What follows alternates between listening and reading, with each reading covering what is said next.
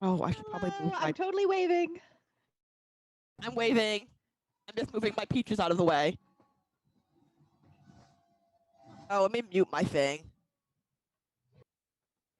Okay, there. Eh, I'm alive. We're alive. Hello, everyone. Welcome to Emberwind, Skies of Axia. Take 2. We have a stream cat today.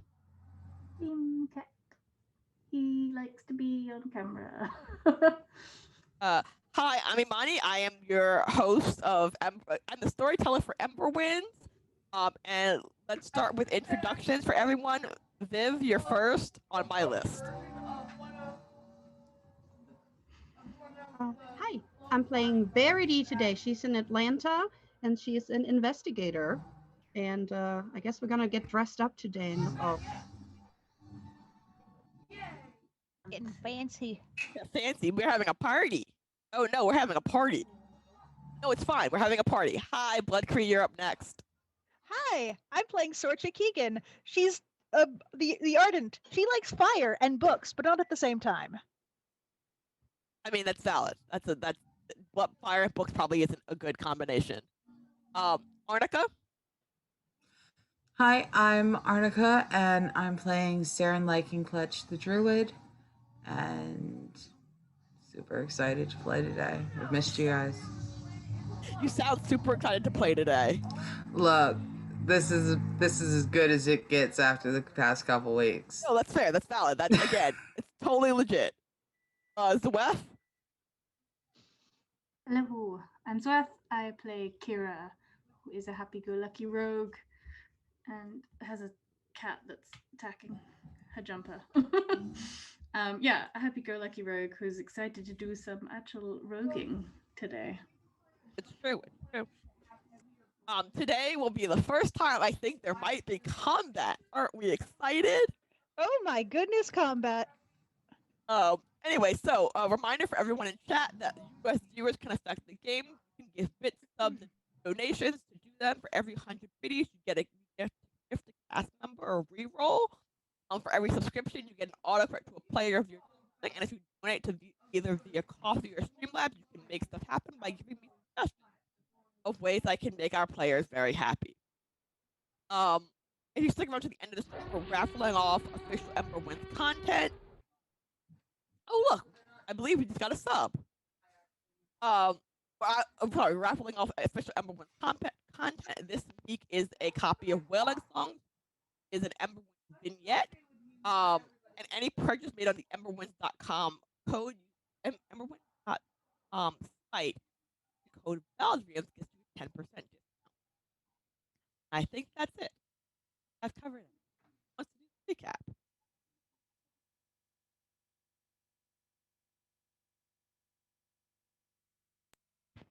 Oh, okay. Hold on, let me do the thing. I forgot. I thought for a moment it would be fine. Hello world, give me 2 seconds to swap mics.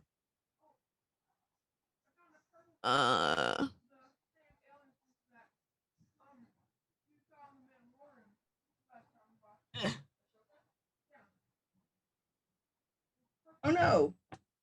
I don't even know if I remember how to combat. But I don't think we've ever had combat, so this will be a first time for everyone. You'll have to explain it again. But Yeah, I'm sure it's we'll so do long. fine. I'm sure we'll do fine. There's the book. I was like, where's... We're just gonna Okay. swing. Okay, there we go. Is my sound better? Can everyone hear me? Am I not cutting out anymore? Are we Much all better. good? Yeah, okay. I always forget that I need to switch to my big people mic. Okay, anyway, so who wants to do the recap of what we were doing last time we were here? Oh, let me see if I can. Okay, I have some notes. Yay. Let's see. I'm not sure what was last time or the time before, It's okay. but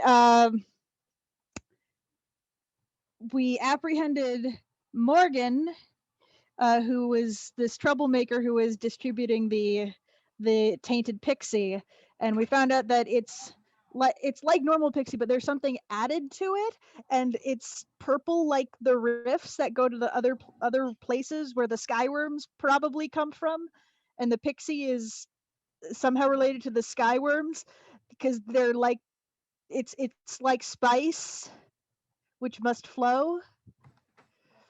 What? I don't understand that reference. It was a Dune reference. Dune. Oh, I've never seen Dune. It's a good book. I can't. I'm fine. I'll watch the movie when it comes out. Anyway, Okay. Okay. Well, we managed to get Morgan's bag, and we found out that Pixie comes in several forms, including pale form, and it can make people horribly, violently ill, and that the tainted Pixie doesn't really stick with the normal Pixie because it's been so changed, and there's oddly enough more tainted Pixie than there should be. And some of us were going off to investigate that, while Sorcha and the words Sorcha and Saren went to meet with Maddox and to like discuss, you know, potential like trying to get in with us high society, but it's kind of sort of a ruse, so that we can go and rob another house of like some books with information that's been struck from them, because it's been struck, and you know, with some time and effort you can treat the blotting out of other inks, but we need to steal them because they're like in a glass case. But you know, we might get something good out of the meeting, I don't know, but we're gonna go to a party because of it. It's gonna be good because it's a party. Yay. And I went on a shopping trip where Sorcha just started buying all of the loud colors, all of the very, very, very loud colors. And then we were gonna do more with the investigation of the tainted pixie and see where it's being distributed and et cetera, et cetera, et cetera. But I think we all got together to talk about it first, and then we were going to pursue that avenue and also get people together to actually rob the place. You have to like make your, what's the word for it when you have cohorts? You have to round up bring the band back together. Yeah, we got a scheme. Okay, that sounds accurate. I had to make NPCs. I remember some of this. My notes are wildly incomplete. They're weird notes. I don't know why I make them. We also got $1 million in a pony. You did not get $1 million in a pony. I don't even know. I may not remember much, but I definitely don't remember $1 million in a pony. Oh, I assure you, we got $1 million in a pony. I remember it well.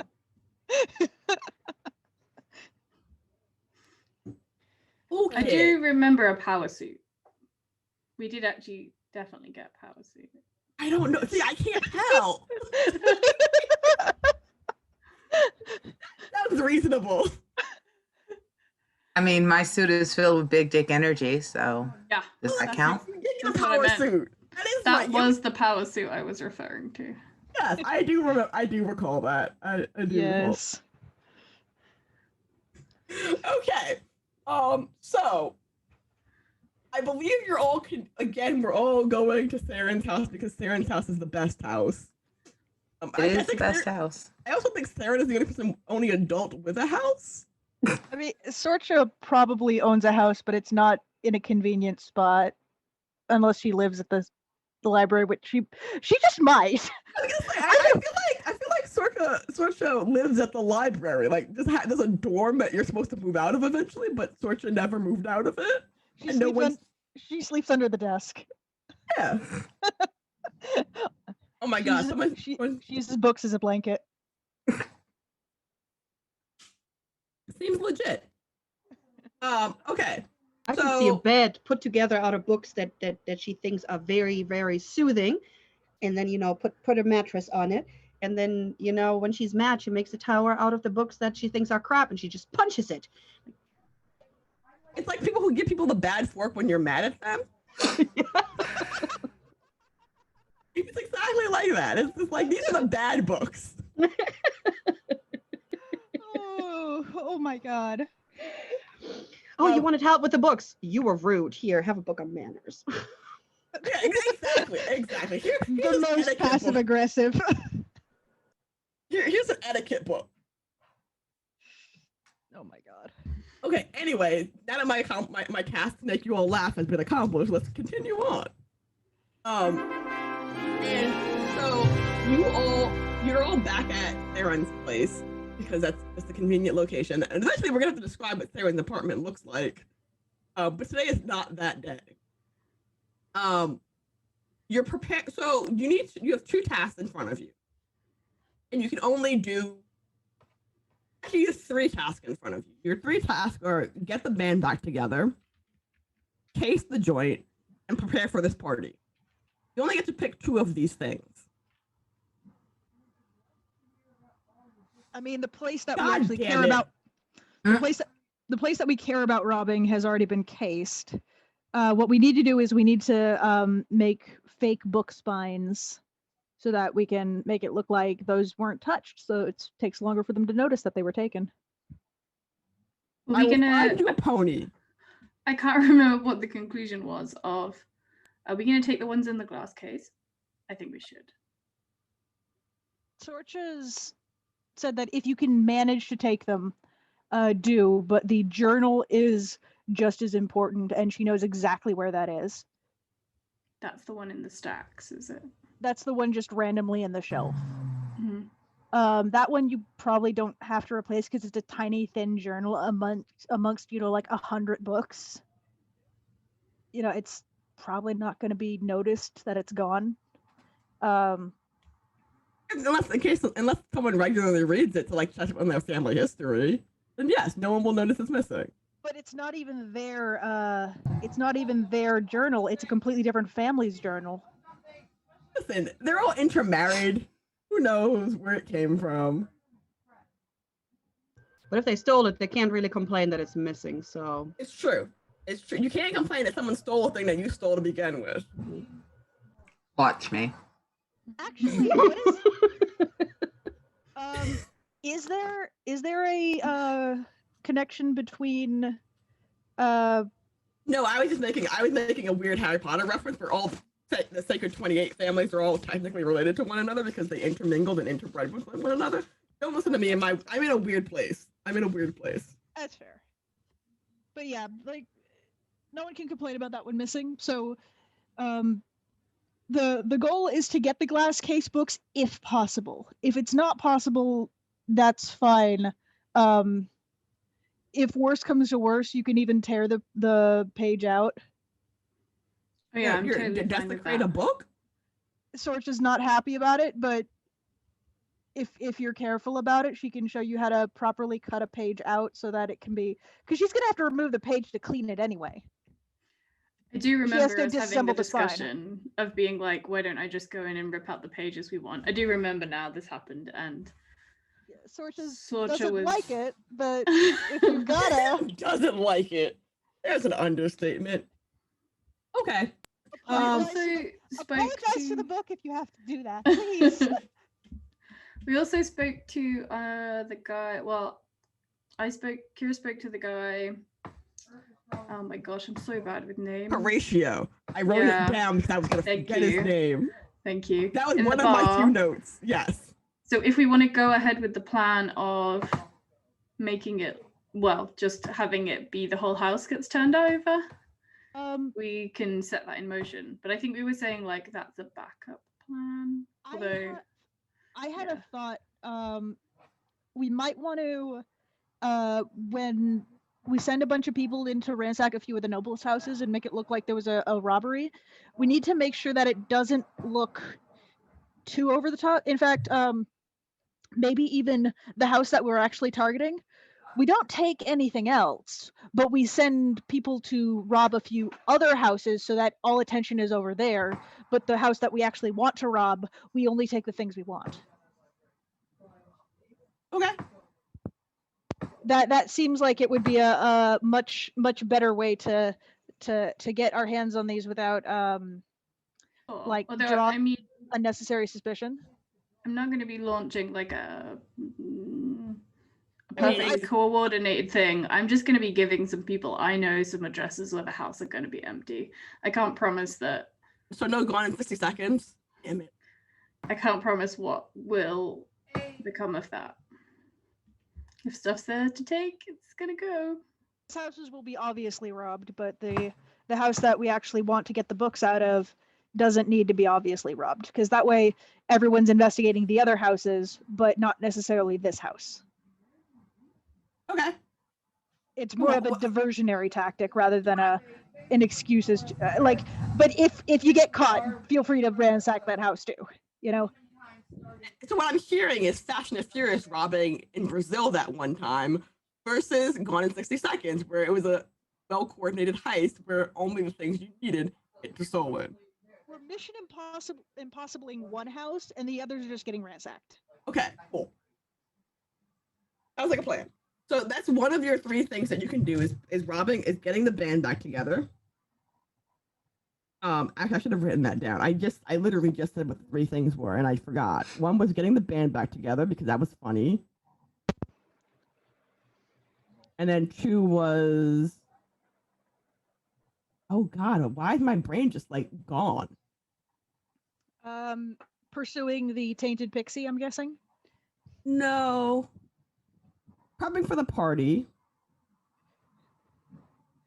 Who is actually going to the party? That is true. You have to figure, and then who wants to be the face? I mean, Storch is obviously going because she is expected Or are to you go. all going and then trusting someone else to rob the house and give it back? I don't trust anyone to rob the house and give it back. I mean, Verity is definitely, expected to be going too. Yeah. And she should be able to be a nice distraction too. And if we need to, Scorcher and I can always have a big discussion about some weird technique book, and everybody would believe it. Also, Saren has to go because Saren has that great suit that has to be worn. She has to yeah. wear that fierce suit. It's true. Oh, it's so good. It's true. I don't know. Maybe Sweth should come with us, but she's not as fancy dressed, and we're distracting everybody. She can sneak over and steal it. Well, the Yeah. the party is in a completely different house than the one we're targeting. Yeah, like, So, which to be fair, you guys, you all have gotten a pony now. Unless we wanted to try and organize it in the same house, in the house we want to get stuff from. No. no. The fewer eyes around there, the better. Okay. This might be just a thing for Kira to do. I mean, logically, it makes sense. In terms of like, You it are would the be sneaky one. funnier if we were in the same place. But I think it's. Well, no, sensible. listen, I can deal with split party. Don't worry about me. I will make it work. I You just will like take the the idea wheel. of it like cutting between the 2 things, like where it shot like a TV show, you'd cut like in the next room. But yeah, I I mean- think sensibly a different house is the best way to go. I mean, And, if it wasn't the same house, we could always spike the punch. No, that's how you end up with dead people. Who knows what people are? Oh my God, that'd be hilarious. Listen, it wouldn't be Vomiting hilarious. everywhere. It'd be bad. Kira is very happy to go off on a solo roguey mission. You get like She- rum punch that's a little too strong than people expect it to be. Yeah, Get everyone really tipsy. Kira never okay. gets in any trouble, so it'll be fine. Exactly. And it's not trouble if you don't get caught. Exactly. Yeah, that's and exactly. That's and the always idea. fine. It Give me always 2 works seconds. out. I'm just looking at something. I'm trying to figure out what something is.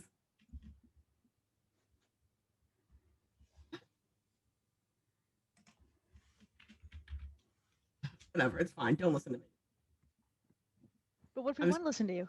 I mean, yes, listen to me, but don't listen to me as I try to figure out where the green screen ends and my desk ends.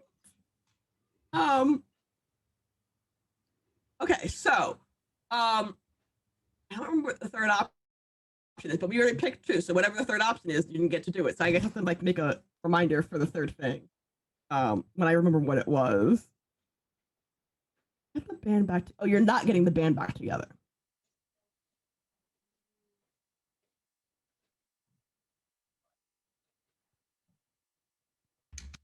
Anyway, okay, so plans had been hatched. Oh, is that a different cat? Oh, that is a different cat. There's 3 cats in this house. 2 tabbies and 1 gray one. Kitties. Okay. When you so Kira, you're tasked with, I guess, organizing our crimes. You are the mob boss in this situation if there's a RICO case against you. You're the head of the crime family for this particular Hey, I'm not responsible for anything going out on That's any not of how the other houses, that's you not how know? RICO cases work. I just Literally.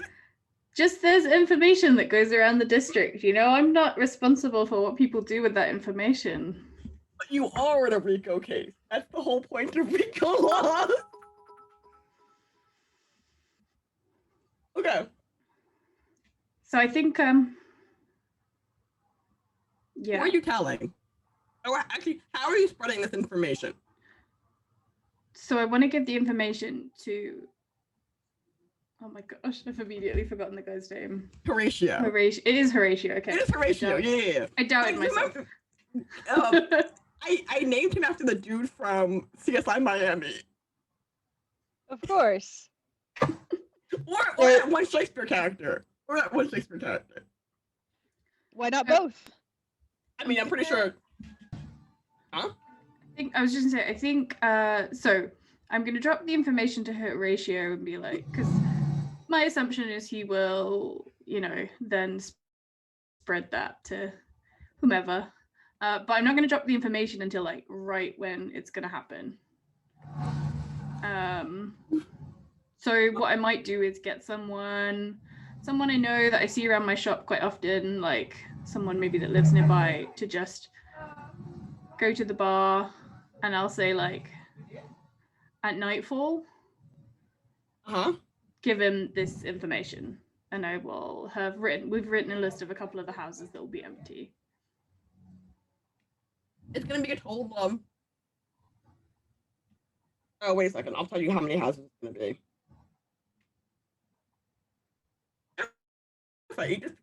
Maybe you just target a few of them that are sort of a distance away, but just enough to draw attention away. Yeah, I mean, you don't have to rob Peter, Paul, and John. You just have to rob up Peter and Paul, or Peter and John. Because you know, if you rob Peter, Paul, and John, they're gonna all look at Steve and be like, "Steve, what the fuck?" Steve, in this case, being Maddox, because his house is the one that's not gonna get robbed, unless you also rob Maddox while you're there. I mean, that would mean it was someone at the party, which is not good. It's not a good look. Sorry, I mix metaphors all the time, and I apologize in advance for all the mixed metaphors. That's fine. I'm just gonna name him Horatio Kane. I don't know why I'm naming him Horatio Kane, but that's now his name. It's a good name. I feel like I'm naming him after something, but I can't figure out what it is. It's fine. Oh my gosh. Someone in chat will be like, Horatio Kane is X, Y, and Z person. And I'll be like, oh, duh. Reese, Noel, Krell. Okay, there they are. Glenn Lee. Okay, so the houses are. It's 1, 2, 3, 4, 5 houses. 6, 7, 8. They're 9. Okay, so there's gonna be 10 people at this party. 10 important families at this party.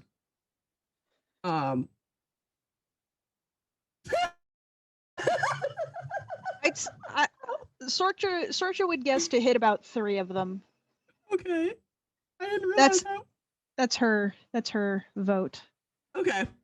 So the family. Oh, okay. Val is laughing at me in chat. It's fine. It's fine. I'm just making notes so I don't lose the names again.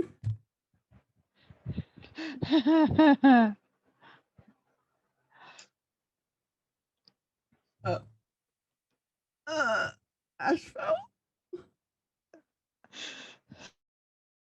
Okay. Okay. I swear to God, we're gonna make it through this game. It'll be fine. So if you rob 3 of the houses, pick a number between 1. Actually, pick 3 numbers between the numbers 1 and 10. Well, that's Sorcha's vote. I don't. Oh, well, okay. Someone pick some random numbers. Her logic is that anyone who does more than too many in her books always gets caught. So 2, Clearly, 4, that's how it works. 7. Okay, 2, 4, 5, 6, 7. Cool. Thank you. I put them in numerical order, and then I just I'll decide what happens. And for this party, before we cut to Kira,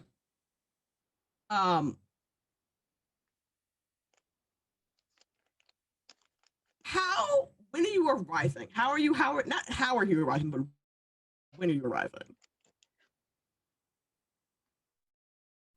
Sorcha's going to demand they arrive on time to the party. I don't know what Saren has to say about that. On time is fine.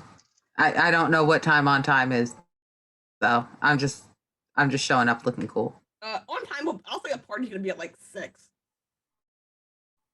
6 o'clock seems like a good time for a dinner party, right? That's what normal people eat dinner. Yeah. Okay.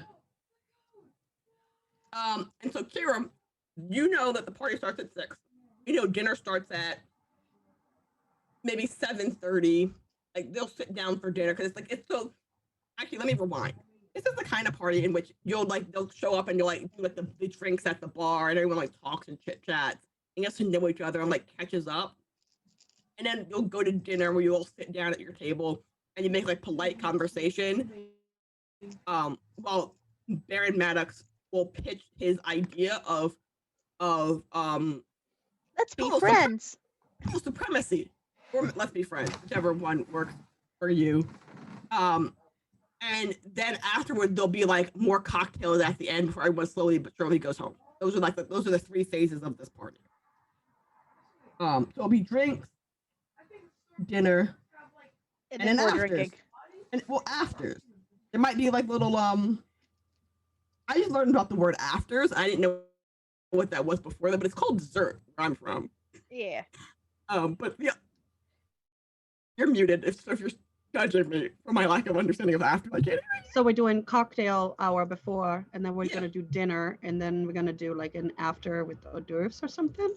With dessert, with little ice cream things, but and the little, Yeah. Isn't afters after dessert? I think you I have don't to know. And afters. I think they're different things. Oh, dessert. okay. And dessert's definitely gonna be those little cheesecakes that are just too small. They're literally And you have to take 3 of them, but everyone looks at you funny if you do. Yeah, exactly. It's basically that kind of party where there's 15, 20 courses, but every course is only 1 centimeter squared, something. Exactly.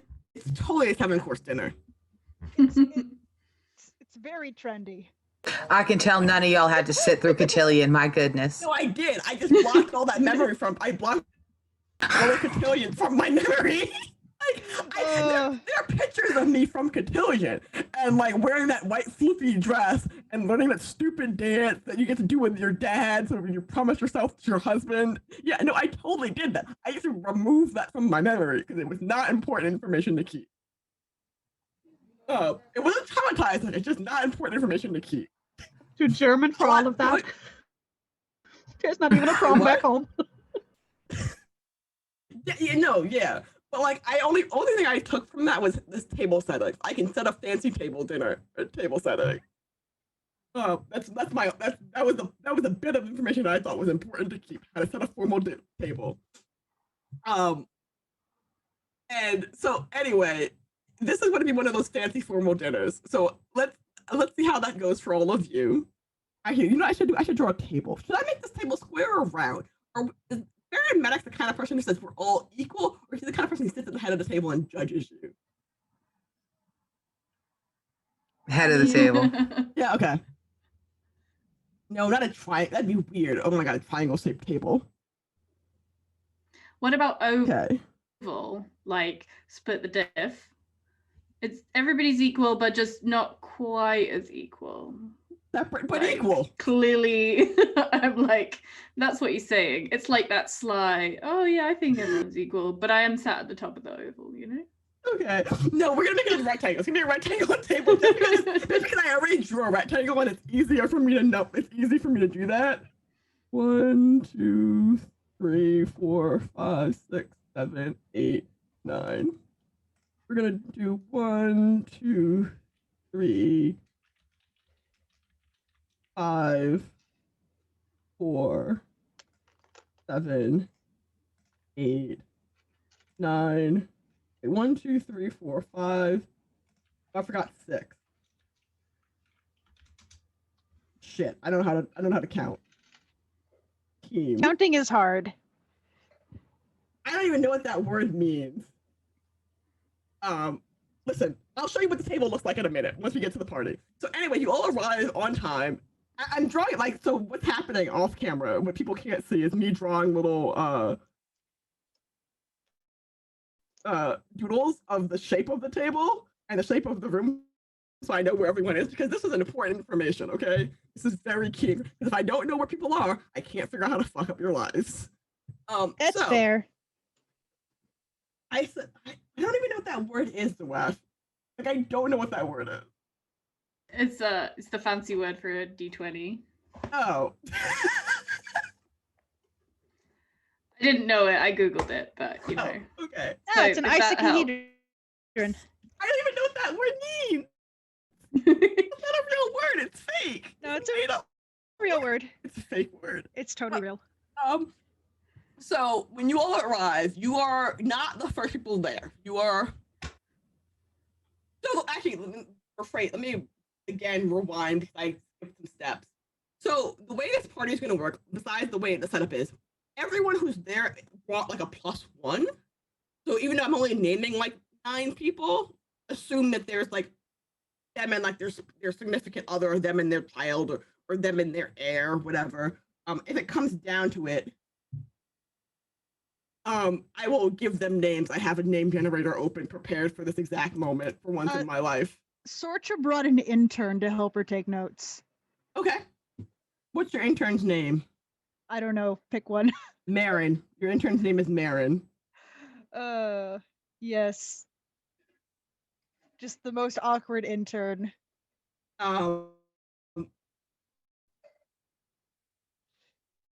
Listen, the pony can be great. Oh, I already know where it's coming in. Actually, wait, no. Go for it. No. Oh no, what have I done? Gave us a pony. And actually, to be a horse, not a pony, because ponies and horses are not the same thing. Or horses, yes. Ponies are not miniature horses. Indeed. Anyway, back on topic. So, unless otherwise stated, assume that you're talking to more than one person, but I will give them names should you need them. Should you say, hey, what's your name? Who are you? And then I'll make up a name for them and I'll tell you who they are. And so when you arrive, you're not the first group of people to arrive. Besides our intern Marin, did anyone bring a +1?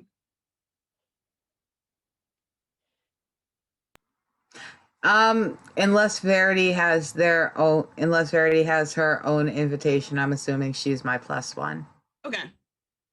Because remember, he did only invite 3 of you, but 3 of you with a +1. That I do remember. So Verity is Saren's +1. Sorcha's +1 is Marin. Weth isn't here. And so you just have an extra invite. Okay, don't worry about it. Unimportant. And so when you arrive, the people that are there, you don't recognize any of them, but they're all really fancy. Like, they're all clearly like the fancy people that Baron Maddox invited to this party. But they're all like, it's not business casual. It's like yacht club casual, yacht club fancy. Not yacht. What's more fancy? A boating club, a car club, or a yacht club? I mean, yacht club seems like the appropriate amount of snobby fancy we're going for, or hunting lodge like fancy. Yeah, like it's not a bow tie event. Let me put it that way. Yeah, like, but no one's wearing shorts. No one's wearing khakis. Like no, they all have at least some form of.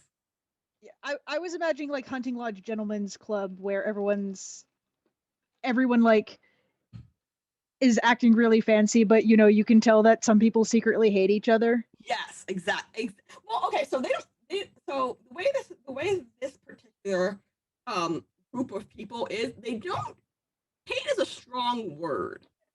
So you know, just from like general city politics, just like from general both Verity and Sorcha, you know this from general city politics, is that not necessarily that they hate each other, but they're all willing to stab each other in the back to get ahead. Yeah. Like we'll work together for our shared goal. But the second I can get ahead on you, I'm gonna go to get ahead on you. Yeah, that seems about right. And so hate is not the word I would use to describe it. It's more like mutually assured destruction. We all have the same codes to destroy the world, but the second I can press the button before you can, I totally can press that button because that means I win. Yeah. And when you arrive, there is I have a, let's see. Oh, there's a Scottish person and Greek person. I'm just making up things as we go. When Sorcha gets there, she immediately starts talking to people like she knows them and taking sorry. notes, as Okay. you do. So Sorcha you might know these people in the sense of you know them from seeing them around, but you may not know that you know their family by reference. Yeah. Like she knows them enough to drop their names. Yeah, but exactly. But like not enough to know anything else about them. Just like, oh yeah, this person once borrowed this book, or this person once like was in this book. You're Hermione when she meets Harry the first time in Harry Potter. Basically. That's my reference. And so Sorcha has gone off to talk to people. Your intern is following you. And just so many notes, constant note taking. Okay. People are probably used to this. Like they know the kind of person that the scholars employ in this, who would send here to get anything of important. Like if anything important happens, that's what Sorcha's here to write down. Okay. And she's clearly that person, that objective. I'm just here to document everything, but also I'm here to because it's a party. And there's free food, which is important. So Saren and Verity, who wants to go first or second, I guess, in this particular interaction? Baron Maddox he's at the door and he's there with this not teenager, she's a young adult. She's like, I'll say she's 22. She's just old enough to be an adult, but not out of college. I'm saying college like it's a real thing that exists in this universe. It is just university. But you know what I mean. And you recognize her as, actually all three of you will recognize her as Piper Maddox, which I believe I've referenced her before. Tell me if I didn't. I think you did, but okay. You might want to remind everyone. I didn't write anything down on her. Okay, so Piper Maddox is Baron Maddox's niece, or not niece, granddaughter. I don't know why I keep calling her his niece. I don't know why I think that's his niece. I know that's not. And she is Baron Maddox's, obviously because granddaughter. It's his daughter's kid, but his daughter is deceased. Oh right, his daughter was killed because he kept nosing in on things. Correct. So he's the kind of person, and she's the kind of person who he will not tote out for special events, but will.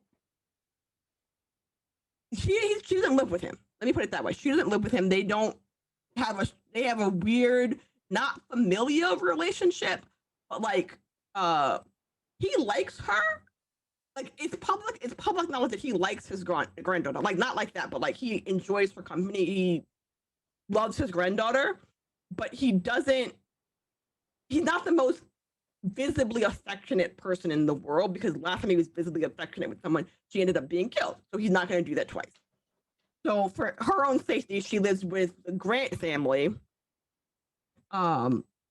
And for him to have invited her or has her by his side isn't strange, but it's also not the regular behavior for him. It's important. Yeah, it's important. It's noteworthy that she is there. The Grant family, someone from the Grant family, who I'm going to give you a name in a second, is there. Da, da, da, da, Elise Grant is there. Like you see her like wandering around in the background. So it's not like it's like Piper might be Baron Maddox's +1, but she could also be Elise Grant's +1. Okay. Oh, sorry, excuse me. So anyway, the point is he's at the front door greeting everyone as they come in. That was a really long way to say that he's doing the host duty of saying hello to everyone as they come in. Like he has a servant next to him who's taking people's coats. Like there's like a circular servant pool of people taking people's coats and putting them away and giving you like a little tag saying this is my coat. Like a coat check person. So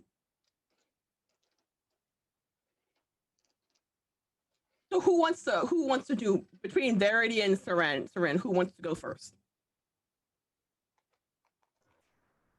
I'm thinking that Verity will probably come in behind Saren because Saren is wearing that very fierce suit, and she's gonna pull all the attention. And Verity is just wearing, a little bit more of a tailored suit than before, and like a little floofy cravat, I don't know what cravat is. I'm wildly uncultured. Think Pride and Prejudice, the floofy kind of scarf that the dudes wear. The thing that Fred from an ascot, a fancy ascot. It like is that. It is a very puffy ascot. Yep, like that. So she's not wearing a dress or anything. She's wearing like a pantsuit, Okay. kind of like and just a little fancier than what she wore before with her little badge, still like tucked in her pocket. You can see it bulging a little, leaving it behind. And when she comes in, she kind of just like when everybody focuses on how fierce Saren is, she just kind of swishes to the side and just observes what happens. So she can see the whole the whole group instead of being stuck with everybody looking at her. It makes her uncomfortable. Okay. Saren, you're up. Sorry, I just realized I was still muted. Oh. I think you're muted. In my defense, they're watching Star Wars Attack of the Clones out there, so I'm trying to keep it muted real heavy because every time I mute it, they start blowing clones up out there. Okay. I don't know. Oh no, I just knocked over my sister's entire beading set.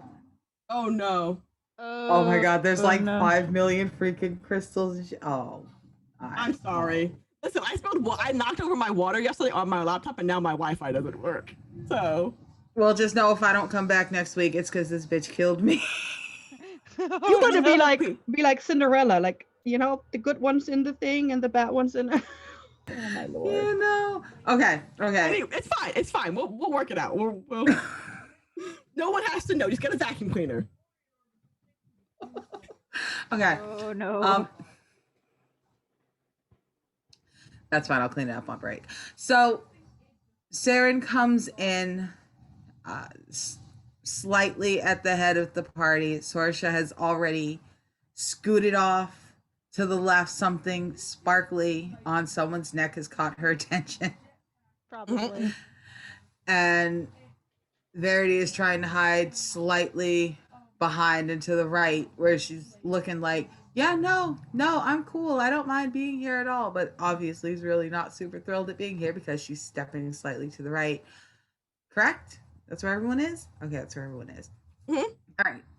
So Saren comes in and heads directly to Baron Maddox, removes their heavy black wool cloak, and is indeed in the Big Dick Energy suit. It is black leather. It is fitted. It is a 3-piece. It has a standard tuxedo style vest, sharp white shirt, morning coat, jacket, tuxedo pants, all of it. Sharp, very black leather. I look good. It's true. I hand my cloak to the servant, take the ticket and stick it in my waistcoat, and take Piper's hand before I take Baron Maddox's, leaning over it. Air kiss, not quite on the skin, but technically a little bit closer than normal. It's a pleasure to meet you both. Good to see you again, Baron Maddox. Piper is not flustered or not flustered, but also not flattered. What's the word for when you're in between? Like her, like you can see her cheeks go pink a little bit because she's not used to go addressing her before her grandfather. Like, so the fact that you addressed her first, she's just like, oh, this is interesting, but I can't act too interested. And it's not even whelmed. It's like passing interest has been piqued. And she'll be like, she will return your like air kissing, but she'll do it the proper distance. And say it's a pleasure to meet you. I didn't know. I don't believe we've been formally introduced. I am the druid Saren Clutch, and I am up here at your grandfather's request to see if there's anything salvageable in the relationship between our two towns. And she'll look between you and her grandfather, like, interesting. Like, she knew he was cultivating those kinds of relationships, but she didn't know that he was on speaking terms with anyone he would consider worthy enough to invite to a party like this. So you just went like higher up in her estimation of importance. And she'll be like, I hope you have I hope we get to speak some more later on tonight. I hope you enjoy the party. I hope you enjoy this event and that the food is to your tasting and like regular polite people things that you say when you meet someone for the first time and you're hosting a party. But she will, if you walk away, as you're walking away, you can basically feel that she's still looking at you. In the both, I am interested, and I'm trying to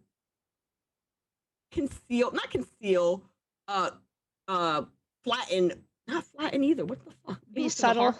Be subtle, thank you. I couldn't think of the word for subtle. Try to be subtle in her interest.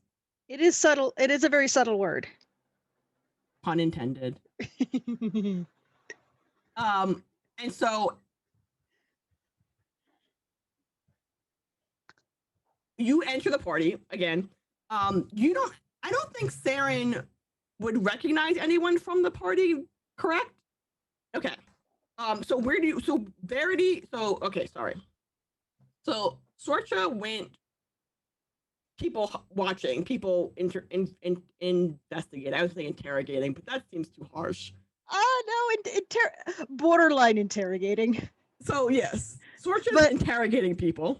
I do think Sorcha would have at least had some degree of foresight as to inform everyone, everyone as to like, these are probably the people who are coming.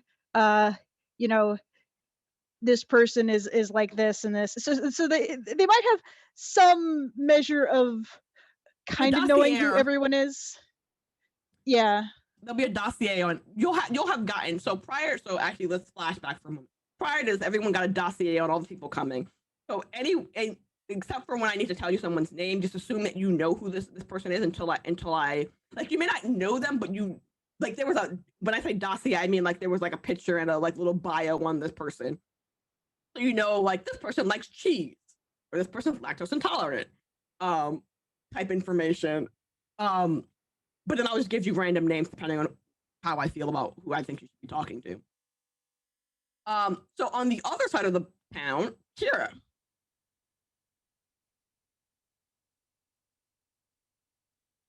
I need to find my unmute button. Yes. No. So Kira, the party has just started. And this is like a baby flashback. You all split. You all went your separate ways. Not separate ways, but they went to the party. You were still at. Did you stay at Saren's place, or did you go to your place? Probably went to mine. Okay, so you were at your place, and you know that the party started 34 minutes ago. Or would have started 30. It will start in 34 minutes, whatever. They left. You know how long it takes them to get there. You know. So you know probably everyone doesn't show up on time. Like you knew that because this is the party. Someone has to be fashionably late. And as you are, what do you prepare as you are about to go on this excursion, this trip, this fun little So I think I probably pack. I've got like a tool belt. Mm-hmm. I probably pop that on, pack a bunch of tools in. I pack in the stuff that Sorcha has given me, and probably some notes that Sorcha has told me There's about. a lot of notes. Yeah. Okay. They're kind of like stuffed in there. Kira definitely hasn't done as much homework as she's meant to in terms of reading all of the notes. There were a lot of notes. There was a lot of notes. And she's actually really not very good at reading at all. So she's put them in there, but she hasn't read them all that much. It's mainly what she remembers. And yeah, so I think she's got a bunch of tools with her. But I think she likes it. She's gonna go and play it by ear. Okay. So you know that the house that in question that you need to go to, I believe, you were actually let me just double check. It is the let's see if I can find my note before you do. I want to say it's the Lees. Yeah, I was about to Okay, say it's the Krell. It's the Krell journal from the Lee family. Yeah. Okay. Boom. And they probably put together some imitation spines to replace the books, and if they couldn't, it's on this page. It's impossible to miss because everything is blotted out. Yep. Sorcha definitely would have been like, here's a small blade. This is how you get a page out of a book without damaging the whole book. Okay. And so do you head directly to the Lee family home, or do you how describe how you get from point A, your place, to point B, the Lee family home? So first of all, I set into motion that thing I was saying before. Yep. Of You talked to Horatio. Yeah. And then I just put on my normal stuff I would put on to when I go up topside to scavenge stuff, which is it's just like a big kind of cloak, not a cloak, but like a big jacket thing. It's not fancy. It's like, if people paid attention, probably doesn't fit in, but doesn't catch eyes. Okay. And I literally just walk my way up there. Okay. Through through the less traveled places. And I think I know that people are probably fashionably late, but I'm gonna almost turn up right even a bit earlier to just kind of watch and see if I can even catch them leaving. Okay. So the Lee family home is this, I'm gonna call it a McMansion because I don't know how else to describe this other than a McMansion. But it's in a Greek Roman style, that with the weird pillars, and there's some triangle shaped tops with fancy things and not carved, not embossed. The fancy statues that they put they built the statue and then they put the statue in the little hole. Oh yeah, I know what you mean. I don't know what they're called, but yeah. It's not carved into the thing. It's it's been placed there, but anyway. So it's actually, you know what it's like? Has anyone played Assassin's Creed Odyssey? It's tiny bit, yeah. Okay, but you know how the buildings in Assassin's Creed Odyssey look? Mm-hmm. It looks like that. It's like that. So it It's doesn't. European Gothic, right? Or like No, that's Greek. Assassin's Creed Odyssey is or Greece. like Greek. Yeah, sure. Yeah, I know what you mean. Yeah. So my point is, there are no windows. They're just giant columns that have like walls. So like, there's no glass between the outside and the inside. Like, you can assume that it is heated magically or cools magically, or however AC works in this universe. Mm-hmm. So you can not clearly see straight in because like they're giant like fluffy curtains places, covering the important bits. But like, you could hide behind a curtain and then like slip in like that sort of way. And when you get there, the house is not in a hubbub, like not like buzzing with activity, but it's not quite like you can see like servants and like people. Like you can see at least like 3 or 4 servants or like wandering around the house. Like there's lights on in certain places, but not everywhere. And you get there in time to see who you know to be Glenn Lee, a person who like the main person who lives in this house. He is leaving. You can see like you see him get in his carriage. You see him like ride off into the distance. You know he'll probably arrive a little late, but not like fashionably late. Like it's just not on time. And he doesn't seem from a distance from where you are and looking at him, he doesn't seem concerned, angry, anything like that. He just seems like real chill, like this is just another party that I have to go to. No particular concern, I guess. Like he is not on alert for anything to happen. Like it's just like, I'm leaving, I'll see you when I get back, don't burn the house down while I'm gone type, whatever, like going off to work. You will know that he has 3 children and he only took one of them with him. Okay.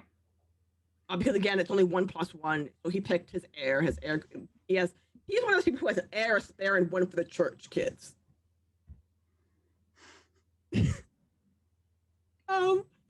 And so he left the spare and the one for the church home. Yeah. Where they are in the house, you don't know, but you know that they are not with him. Okay. So in total, there's probably like 5 people in the house. As far as I can tell. As far as you can tell, there's about. Yeah. Great. Okay. So I think. Yeah, I guess let's do this as early as possible. So I think I will go around to the back, and then I don't know if this is something I can do. I guess I tinker with stuff a lot. Mm-hmm. Could I tell if like magically there's anything protecting this window or like any entrances? Or can I just hop right in? There's nothing. It's the equivalent. It's something magical is protecting the windows, but it's not like it's like a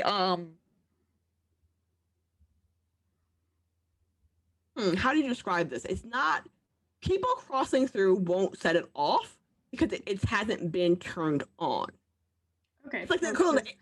It's like an ADT system that no one turned it on because everyone's still home and they haven't. People are still in the house. Yeah. Yeah, exactly. Okay. But like you'll know when it turns on. If you're in the house, it will alert them that there's an extra body in the house.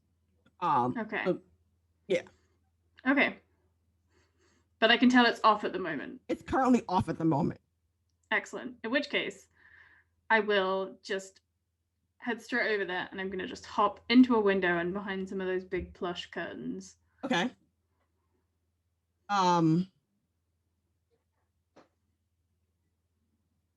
So when you pop in, you end up in a hallway.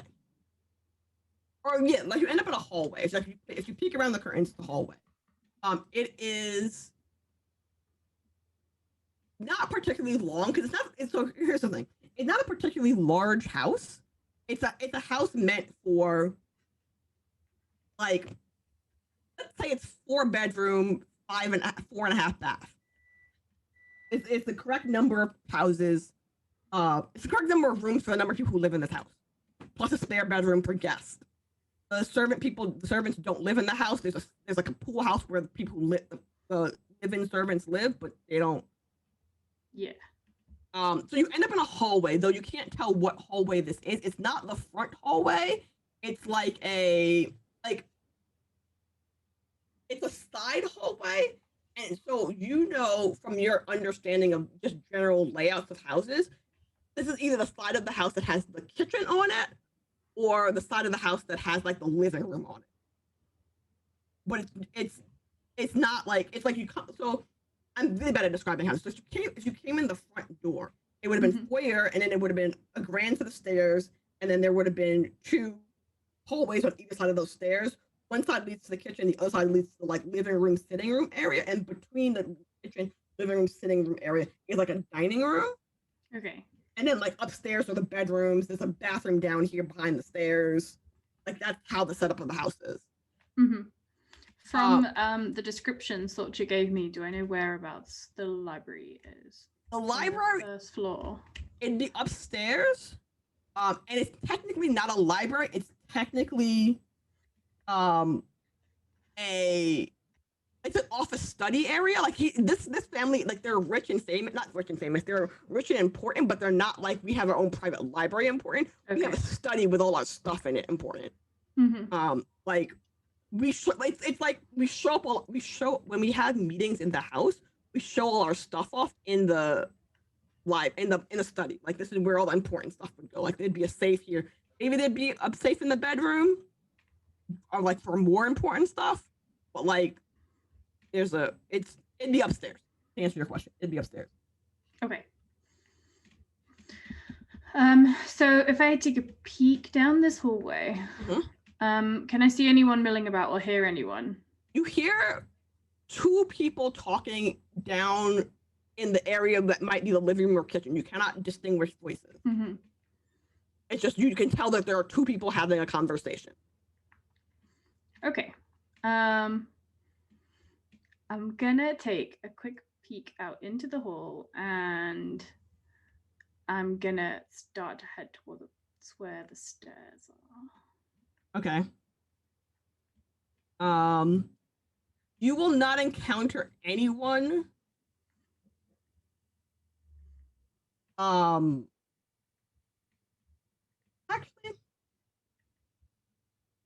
I never know where my dice are. I'm a terrible GM. I'm sort of like listening out for anything I might hear coming towards me, ready to like dive behind the nearest like they're lavish curtain or like, you know, fancy side table or whatever. Okay. 1d20. Pick a number. Between 1 and 20. Between 1 and 20. 15. Okay. You don't encounter anyone. Okay. You make it to the stairs and probably up the stairs without running into anyone. But when you get up the stairs, there is a giant room, not a giant room, a giant set, like a pair of doors. And then there's like a hallway going left and right. But it's all exposed. Like there is the closest window is really far from where you are, and you're currently standing at the top of the foyer. Okay. Not hidden it. Like there's no place to hide. So you have to like pick a door. And Okay. there are 3 doors in front of you, 1 giant set of doors, 2 smaller doors, and then like door here and door on the other side. And I can hear someone coming. You can't hear anyone coming. You don't. The only voices that you've heard so far those are downstairs. the ones downstairs. But Okay. you know that only accounts for 2 of the 5 people that are supposed to be in this house. Yeah. That you are aware in this house. So always pick the left. So I'm gonna go to the whatever door is on the left and take a listen at that one. Okay. When you take a listen, it is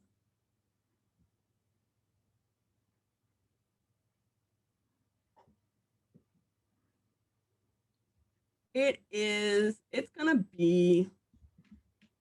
Actually, no. You hear water. Water. Okay, very gently. Oh, there's a. Okay. I was really gently gonna knock on the door, but I don't want to go anywhere with this water. So I will go for the next door. Have a listen. So wait. Hold on a second.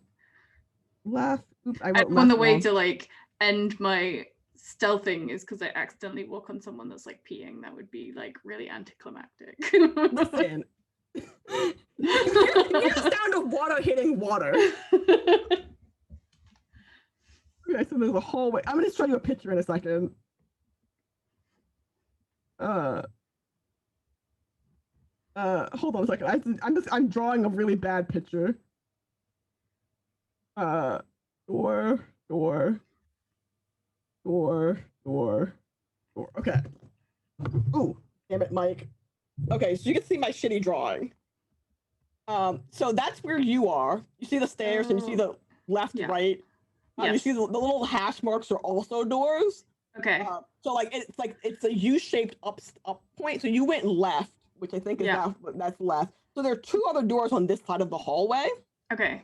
And there's also the super fancy doors as well. And there's the super fancy doors directly in front of you. Okay, I want to know what's behind these super fancy doors. Can I listen to the super fancy doors? When you listen at, yes, you can look at the super fancy. But when you get close to super fancy doors, if you have any sort of magic sense, do you have any sort of magic sense? Let's find out. That's a very good question. I've forgotten entirely all of my character sheet. Let's see. Well, I have your character sheet open. I've forgotten how it works. So. Oh, okay. So no, it's okay. I need you to roll. A roll. Yes, there's gonna be a roll. I think there's gonna be a roll. Yes, there's gonna be an insight roll. Oh, okay. So you just click the word that says insight, basically. So people at home who can't. Okay. Oh. That's bad. I have a reroll though, so I'm going to immediately use my reroll on my first roll. Okay, cool. You rolled much better. That's much better. Actually, yes. I was like, can the stream see the chat? So so as an aside for people at home who don't know how this works, who thinks, oh, a 19 is a great roll. No, 19 is a bad roll. In the Rise system, it's high numbers are bad, low numbers are good. So rolling a 19 is bad, but rolling a 4 is good. 4 is good. 4 is below. So basically, you want to meet or go below the check. And in this case, your check was only going to be like a 7. So anything below a 7 was going to be fine. So your 4 is pretty great, actually.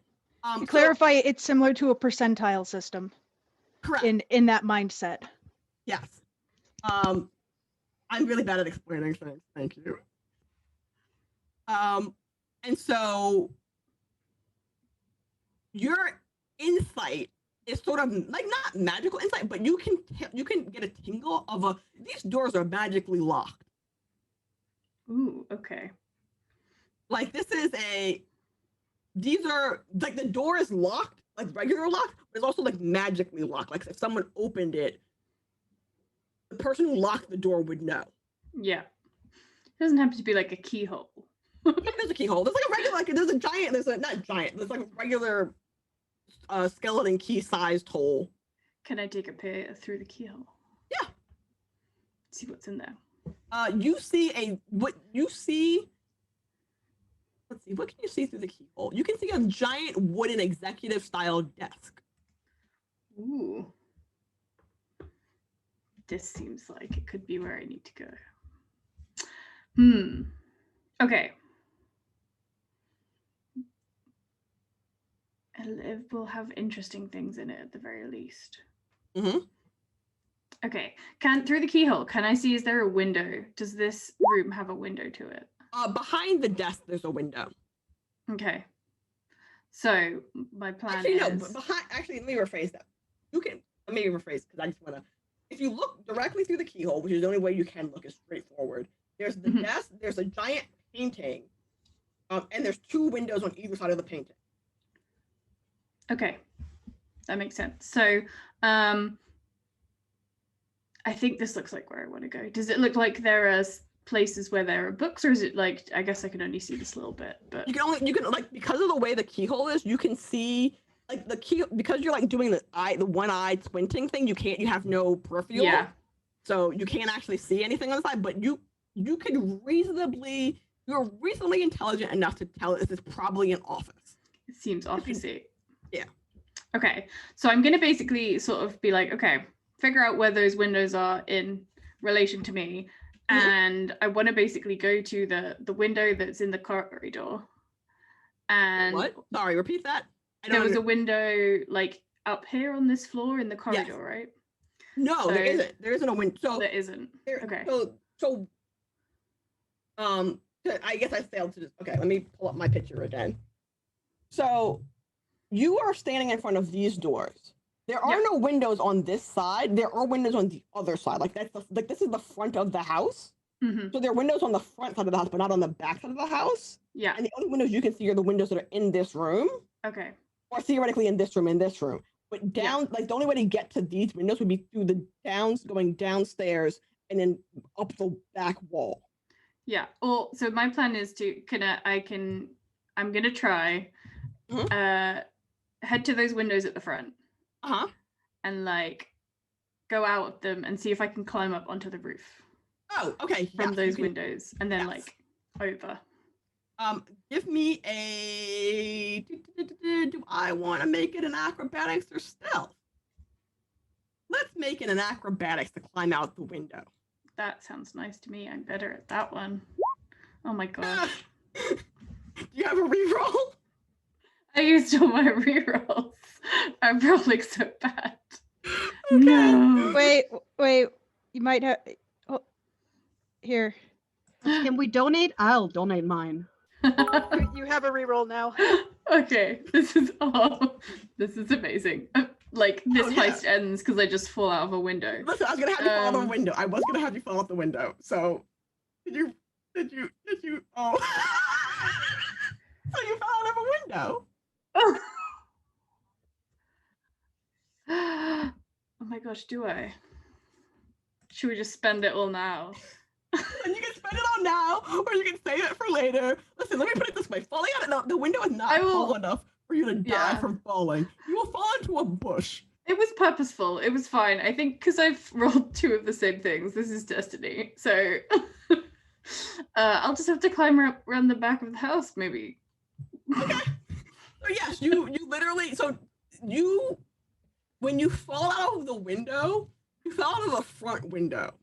And I'm gonna say, for the sake of shits and giggles, There's a pony. no, there isn't a pony. Not yet. The pony will come into play. Well, depending on how this goes, the pony may come into play. You will. You know how there's the. You know how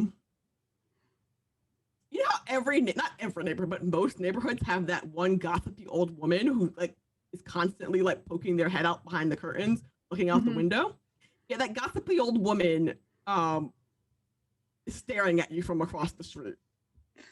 Not saying anything. She doesn't appear to be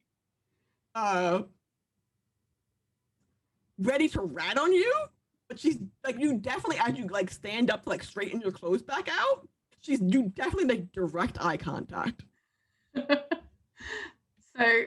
So in my head, this is like the view is like from slightly further away from the house, right? And it's all like it's a nice night and it's kind of quiet and chill. And then there's just like a thwomp as it just she falls just into the bush at the front. And she jumps up, Kira jumps up, and I like dust myself off and I catch the eye of this other person. And then I think Kira's just gonna be like, give a little wink to her and then dust herself off a bit more, and then she's gonna walk off. But basically walk off to loop around to go to the back.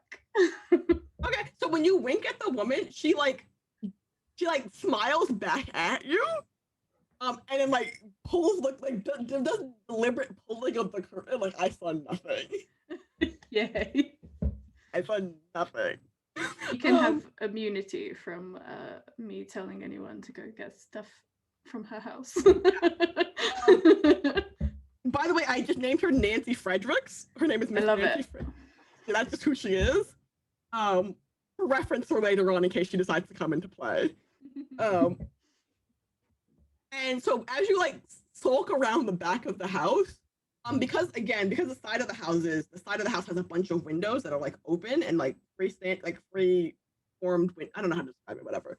Those big giant hole in the wall windows that people have. And so as you get to the back, you will hear. You actually, as you're walking around the side of the house, are you inside or outside of the house? Are you in the hallway outside. or are you like? Okay. I'm gonna go around outside this time. Okay, so outside, as you're like, I'm gonna actually two things. One, give me a stealth roll. Mm-hmm.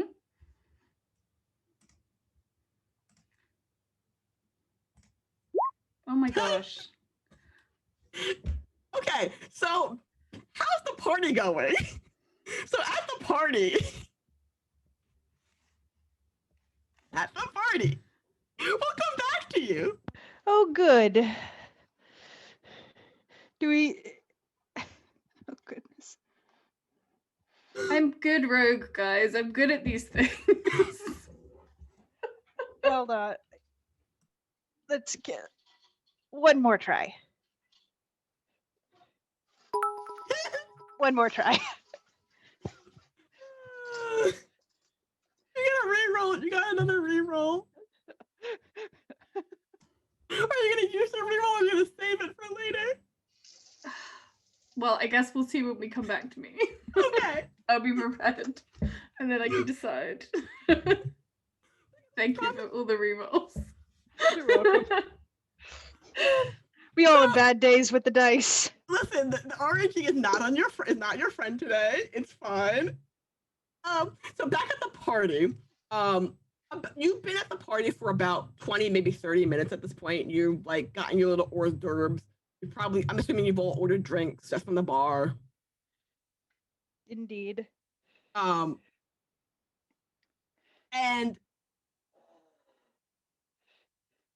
no one has approached you because no one knows who you are. Therefore, they have determined that you are probably both either unimportant or super important. There's no in between. It's one of those. No one knows who you are, so you could be of no importance, or no one knows who you are, therefore you must be super important. All they know is that Baron Maddox has invited you to this party, and they don't know who you are. Like you are an unknown factor on this scene, except for Sorcha, who everyone knows who works at the archive. I'm assuming that the intern talked Sorcha out of ordering an AMF. I don't know what an AMF is, but I can't say the intern has talked you out of anything. No, I'm just saying that because it's bad. It's a very strong drink. I mean, the thing about your intern is there to do what makes you, is there to take notes, not to stop you from making poor life choices. I mean, this is true, but Sorcha is the kind of person who has the foresight to tell someone to stop her from making poor life choices, Okay. and then proceed to attempt to make poor life choices. Okay, so yes, your intern will stop you from ordering a really fancy, strong drink, but they will actually. You know what's gonna happen? What's gonna happen? Sorcha, you're gonna try to order that really strong, fancy drink, and the second your back is turned, the intern will turn to the bartender and tell them no. The bartender will be like, I choose to fail the observation roll on that for comedic purposes. Correct. When you get your drink, you don't even notice that it's not what you ordered. That scans. Completely checks out. You just take the drink that you're handed to you. As long as it's bright blue, she won't notice. Exactly. And so when you get your drink, you turn to talk to the person closest to you, and would you like this person to identify as male or female or non-binary? I don't know. Whatever they want to be. Okay, so it's gonna. Oh, I can't name Alan. That'd be terrible. Let's see. What am I gonna name you? You will turn to Louise. Louise. No. What's the male version of Louise? Louis? Yeah, Oh. I mean, That sounds Luis. that's a male name, Lewis. Okay, so it's Lewis. It's Lewis Moore. He is. Oops, I'm typing. Sorry, I'm typing.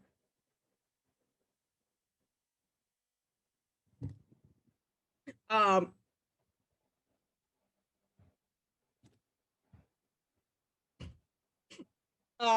He is average height, dark brown hair. Actually, let me write these words down because I will forget, and then we will meet him again, and he'll look totally different. Average height, dark brown hair,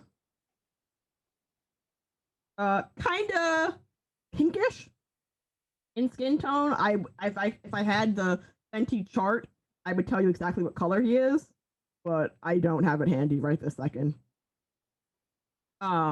Which is how I color code everyone is now these days by the Fenty. Anyway, he is there with his wife, who is named. Fuck it, I'm naming his wife Tina. With his wife Tina, and they're just at the bar. Like they were one of the first people to arrive. And like you, they went to the bar to get a drink. You know the Moore family. Oh my God, sorry. You hear? Hold on a second.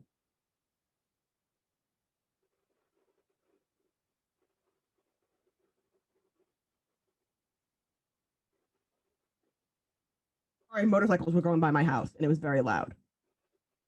Did I? Okay. Did I make them up? I must have made them up. That happens.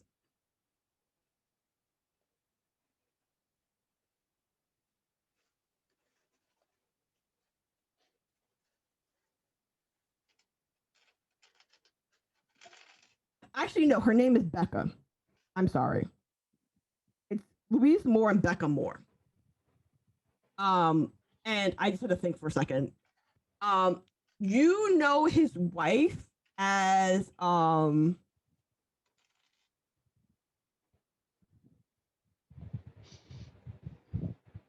Actually, rewind. I'm gonna take that back. His wife's name is Tina. His first wife's name was Becca. His second wife's name is Tina. You know that his first wife died. I didn't decide what I was gonna do with his wife. Don't mind me. You know that his first wife died a couple years ago. And he has since remarried. He has like children from his first wife, and he has new children from his second wife. They are minor important.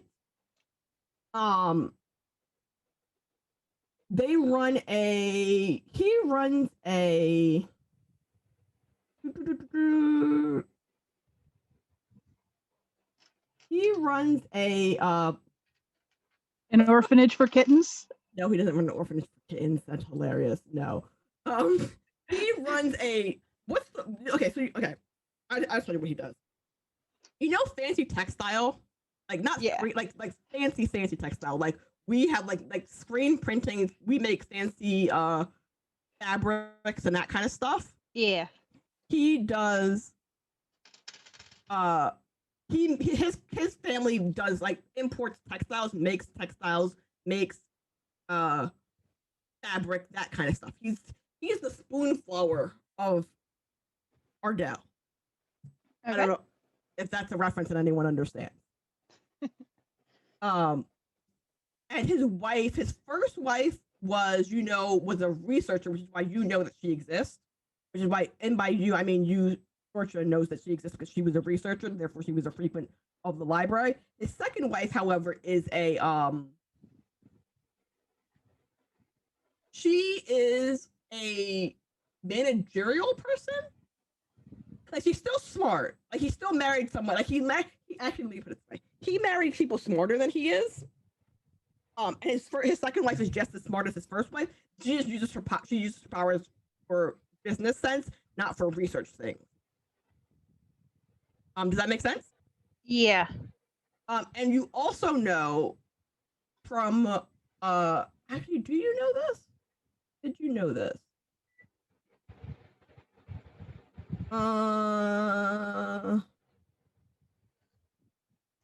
Do you know anything about the Rift Keeper?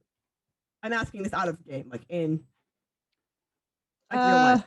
Do you have any notes about the Rift Keeper? If you don't, it's totally fine. The Rift Keeper. I have notes about rifts, but not about someone named the Rift Keeper. You might have mentioned it and I wrote it down wrong, but No. That sounds new to me. Okay, no, that makes sense. That's what I'm saying. If you don't know anything about it, it's totally fine. I just wasn't sure if I had mentioned it in passing or not. You have more interactions with his second wife, Tina, than you do with his first wife, because his first wife is a lot older. He's a lot older than, he's like Baron Maddox's age. So Baron Maddox is like in his like late 50s. His first wife was about the same age as him, so she is older. She would have been older than you, so you know her by reference, not by person. And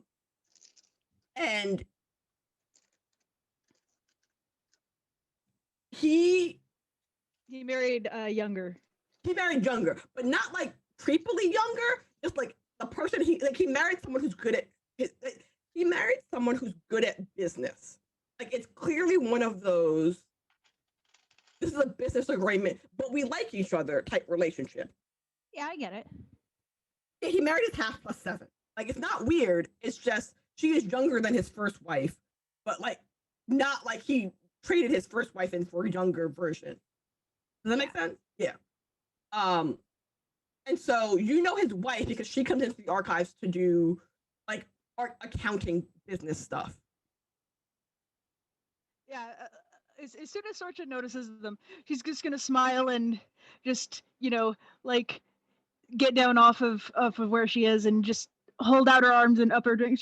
Lewis, Becca, or Tina, how are you? No, she doesn't mess up like that. I was taking my notes wrong. Lewis, Tina, how are you? How's the business going? They will turn to you and Tina will smile, but she does the polite interest smile, like we are coworkers, I know who you are smile, not like we are friends smile. And she'll be like, "Oh, I didn't think I would see you here. This isn't your usual." Like she literally like skips to the, "I didn't expect to see you here" part of the conversation. Oh, well, I only go where there's important events happening so I can write them down. Like, and Sorcha does the tone where it's like, I know why we're here, like that sort of thing, like hint, hint. She's being a little coy about it. Okay, so because it was suggested that good Lewis is a himbo. Lewis is, imagine. Oh. Have you seen Ghostbusters, the remake of Ghostbusters? No. Oh, okay. I know of so many adorable himbos, bless his heart. He's the thing about it is he is the definition of himbo. He's good at his job. Like he is good at his job. Don't get me wrong. That's just his only skill. So when you're being coy, he doesn't get it. Like he just doesn't. It goes completely over his head. But on the other hand, is suddenly interested. She's like, you know something that I don't know, and I want to know what it is. But she doesn't outright say that. She goes, "Oh, is something interesting happening tonight?" I assume this was one of. I just thought this was like a regular dinner party, not like those words, but like I just thought this was a regular dinner party. Well, I mean, when you have so many regular dinner parties, isn't it exciting when something different happens once in a while? I mean, and she'll like look around the party and she'll like make brief, not eye contact, but her eyes will like linger on Saren for a second. Like, you're the only new thing at this party. Therefore, like, remember how I said earlier, everyone's like, I don't know if you're important or unimportant, but you're new to this party. She'll like linger on Saren, like or you suddenly she's put Saren in the new and important category, not the new and unimportant category. and she'll be like, "Oh, so do you know? I'm assuming that you know." And she'll like not point, but she'll do like the vague gesture thing towards like pointing is rude. So she'll Yeah. do like a head nod towards Saren. So do you know, since you arrived with them, I kind of sort of she'll like rack her brain like, did you arrive with them or did you arrive before them? Was it just a coincidence? Do you Oh, know? we are acquainted. There's a few little she'll just pretend to like sort of think for a while. There's a few little bits and bobs in motion that you might find quite interesting. Okay. Of course, I shouldn't say any more than that. After all, the big announcement hasn't been made yet. I'm gonna need you to do me two friends. Well, one friend. Actually, no, it's just one friend. It's just I need you to roll me make a fast talk roll. It's under willpower, under defense skills. Oh. What you're doing, so the reason why I'm making you make a fast talk roll is it's more like a I'm using fast talk in this particular instance as a what's the word?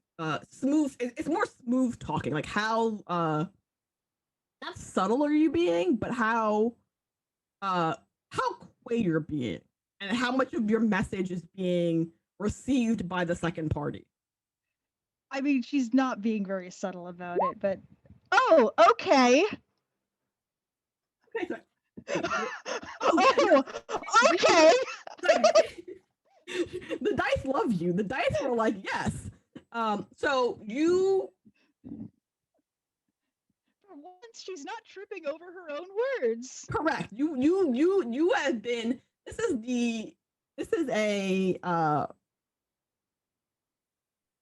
not smooth interaction. This is a smooth criminal reference somewhere in the world. You're slick and savvy in your I know something you don't know, and I'm not going to tell you comment to her. And her interest is peaked. Her interest is peaked, and she'll be like, "Well, I look forward to what Baron Maddox has coming for all of us. I'm sure it will be amazing." Yes, there is quite a bit of potential here. If you wish to go, I mean, I can't say anything, but if you wish to go find out for yourself, I'm sure, I might just let, I guess I can tell you this. She's a doctor. A very good one. Interesting. And when she says she'll say interesting out loud, and she'll like make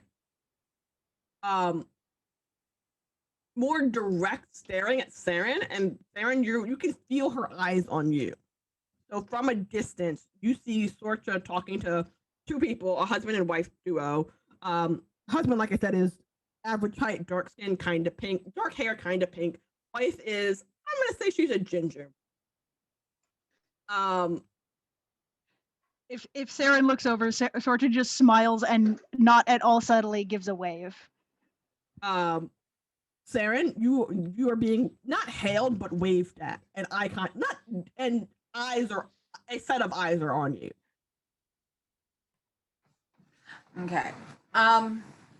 So Saren has placed themselves just beyond the bar, not quite in the middle of the floor, but in a place where people have to see them and have to walk past them.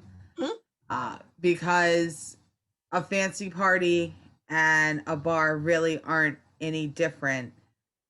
And it's all a power play. So Saren is waiting. Someone is going to come towards them eventually. And whoever it is going to set the tone for the rest of the night. Okay. So at this point, I'm standing and I'm drinking. and I am making eye contact with anyone who looks at me and waiting for them to look away first. But Sorsha is the first, but now Sorsha has caught my interest. They're over there all but wiggling. They just look what I have found. And I'm looking, and it's two people, dude, and his cute younger ginger wife, who from my distance looks like maybe a second model trophy wife. Like she's cute. Yes. Okay. Yes. So, I will not come over there, but I do lift my glass towards Sorsha so that Sorsha knows if you want to come on. I'm not busy. Okay. Verity. So this interaction is like, because I know you said you were like kind of watching from the like the side background. So you see this interaction, and you in your work life, you don't know the Moore family,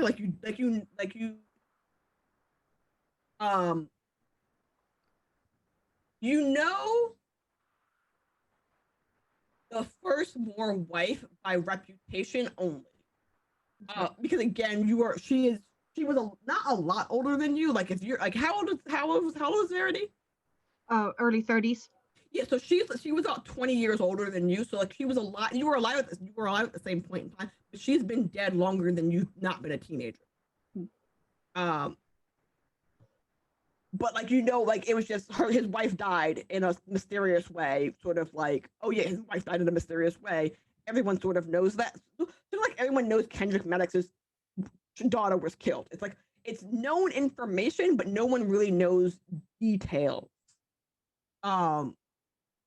Mostly because no one wanted to pry into a dead man's wife because he seemed sad about it, and no one likes a sad himbo. And you see the blast race. You see Sorcha being like in the distance. And what do you do? Like, how do you take that interaction? I mean, she probably kind of has a teeny tiny smirk on her face, just from watching Scorsha being Scorsha. And I'm thinking that Verity is mostly focused on how people react to Saren, and just to try and figure out what are their opinions on this whole thing.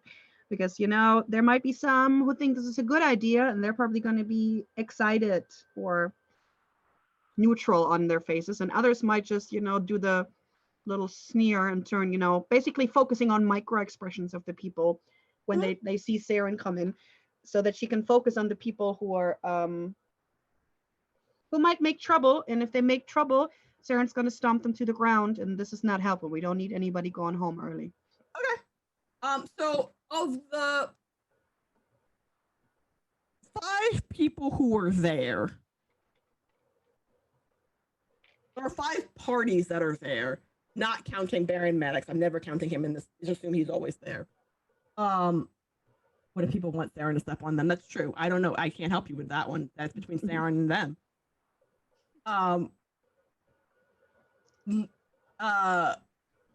You note there's a couple. There's the Moore couple. They are interested. They are not. They're. You can tell if their reaction is not negative. They are interested. Piper noticed. Baron Maddox noticed. But again, they're still by the door greeting people as they come in. But the only not neutral or not positive reaction comes from this guy who's standing. So okay, let me my little picture. So that's the building. That's the thing, and the thing at the top is the bar. So Sorcha and the the Moore family are at the bar. There's a giant that giant square in the middle of the dance floor, which is currently empty. The music is not playing. The dancing has not started because everyone is not there yet. But Saren is on the other side of the dance floor. Like, I should have put a door here somewhere. But on the diagonal from Saren, closest to Piper and Miss and Baron Maddox is a guy and a teenager, like clearly teenager, like uncomfortable teenager. And he makes not a face because he's too well trained in politics to make a face. But his reaction, like he does the like scan the room. I'm grumpy and I don't want to be here. I'm a teenager and I'm too No, edgy for this sorry. party. Not the teenager. Or- The teenager's definitely making that face. The teenager doesn't want to be here. He's here because he Ah. has to be here. The adult that he's with, on the other hand, makes the scanning the room. I see no one of importance look. And so when Saren raises her glass at Sorcha, he like looks and does the like frowny face, like "Who are you?" before doing the "I've dismissed you from my," like the clear "I've dismissed you" is unimportant from this conversation. And he was just being greeted, but he just got here. This, by the way, is not Glenn Lee. This is someone else. Glenn Lee will arrive shortly. Orcha, you know him as. I'm just gonna borrow him because I like him. Dawson Anderson. He's one of those terrible people with two first names. Or two. I'm labeling him as the grumpy man in my notes. He is the grumpy person. You know he is a tradesman. He deals in actually Saren would also know him because you frequent not frequents Gelsmar, but like he sells goods to whoever has money to buy the thing that he has. He's an equal opportunity business person, but he doesn't like Gelsmar. Does he work in shipping? Yeah, he works in shipping. Like he works in trade and shipping and like commerce and like in the real world, in our universe, he owns like a dock. Like he's not the dock master. He's the person who owns the dock that ships things in and out. Like he's in imports. Does he just have one main dock or one up top, one down bottom? One up top, one down bottom. Again, he's equal opportunity shipping person. He primarily wants to work only in Ardell, but he recognizes your money is just as good as our money in Gelsmar. And he's not he's fair in that he will rob both of you equally. Like he upcharges everyone equally. And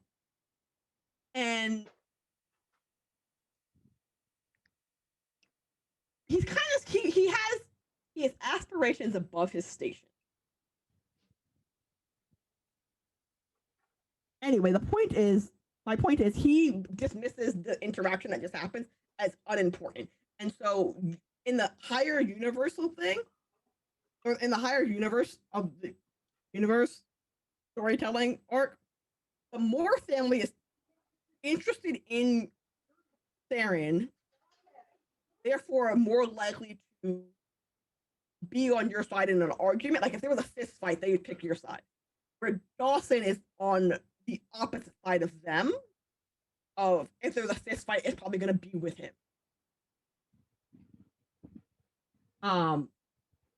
In fact, Sorcha is going to make note of this, but not say anything, and just she's gonna look back at Tina and say, in fact, it looks like she's not doing anything right now. Would you like me to introduce you? With the full knowledge that no one has approached Saren yet. Yeah. So she's trying to stir the pot, so to say. She will be like, yes, I would love an introduction. All right, right this way. And she'll hop right up and it just very casually, perhaps too casually, because it's Sorcha and everyone knows she's kind of weird, walk right over It'd just be like, if I can not cough, Saren, hello. I have someone here who would like to meet you. This is Tina and yes. Lewis. Yeah, I thought you were gonna say something. Oh This no, is- yes. Yes. This is Lewis and Tina Moore. Lewis runs a wonderful.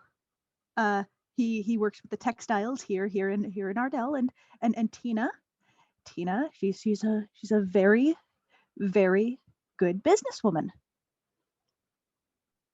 That's right, right? Yes, that is correct. And as the interruption happens, we are going to take our break. Because I missed our break time when it was supposed to happen because I was in the middle of the story. We will be right back. Please go take a bio break, get some food, drink, and all that jazz. We will be back in 5.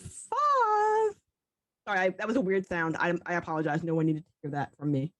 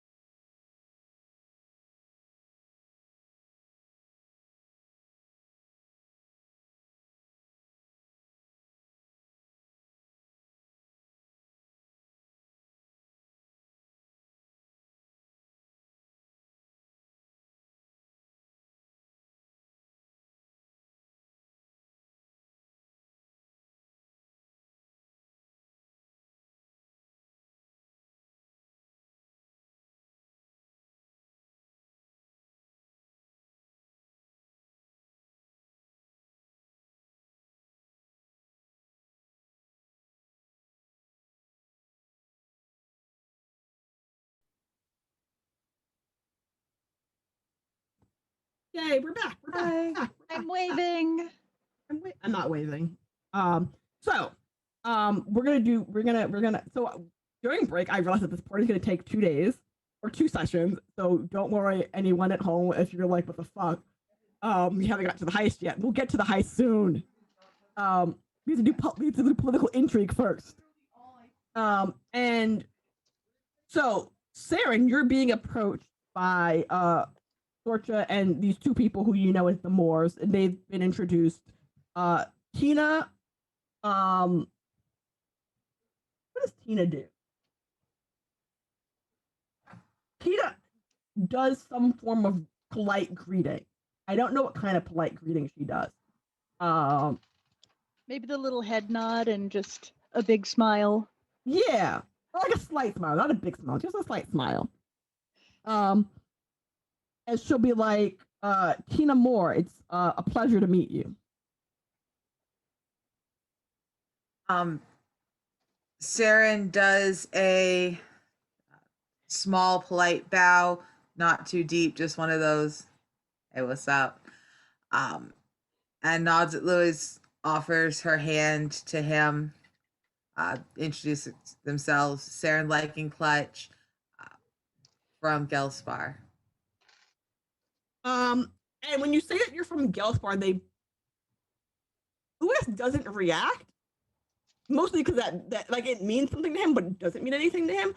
But Tina and now I'm even more interested. Like she clearly is more interested now. And she's gonna be like, oh, so what brings you to the Baron's this little soiree? Soiree, that's the word I've been thinking of that I couldn't figure out. It's a good word. And just to clarify, Sorcha's, stepped back a little bit and is just like smiled and giving sort of like she's not literally giving a thumbs up, but sort of like a, like let's get this started kind of like smile on her face. Like you know what to do. Yes. You know your stuff. So actually, hold on a second. Verity, where are you during this when this happened? How far or close are you from this? Depends on the room, I guess. Here, I kind of don't have a good spatial sense of how big the room is. It's a ballroom. This is the shape of the room. That little shitty writing on the bottom that looks like this. That is where Saren is. Saren, Sorcha, the Lewis family. That's the bar. The dance floor is like in the middle. That's the door that you came in, where Baron Maddox, Piper, and Dawson Anderson is at. So I'm thinking that when Verity sees, them moving closer and that somebody's approaching Saren, she's probably going like around the edge of the dance floor just to get a little closer, so that if anybody is impolite or something, she can just step in, scooch in, and like, hello, whatever, interrupt, so that nobody gets their ass kicked by Saren. Okay. And Sorch, and you do see that Sorch is like, standing nearby, making sure that like has set. You can assume that she set it up so that there's some form of, positive beginning in this whole ordeal. It's like okay, so this I'm gonna steal this from something else. I forgot what I steal it from. But like there's like levels of interaction when you first meet someone, and it goes from like hostile to friendly, and like neutral's in the middle. There's someone between neutral and friendly. Like if it's a scale.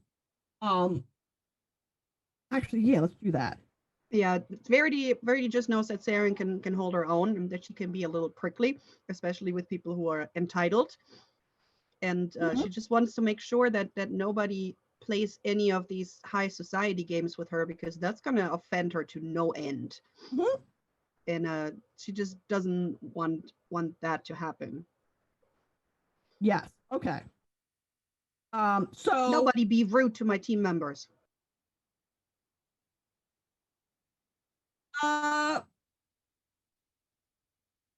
So again, to Saren, Tina will be like, so what brings you to Baron Maddox's soiree?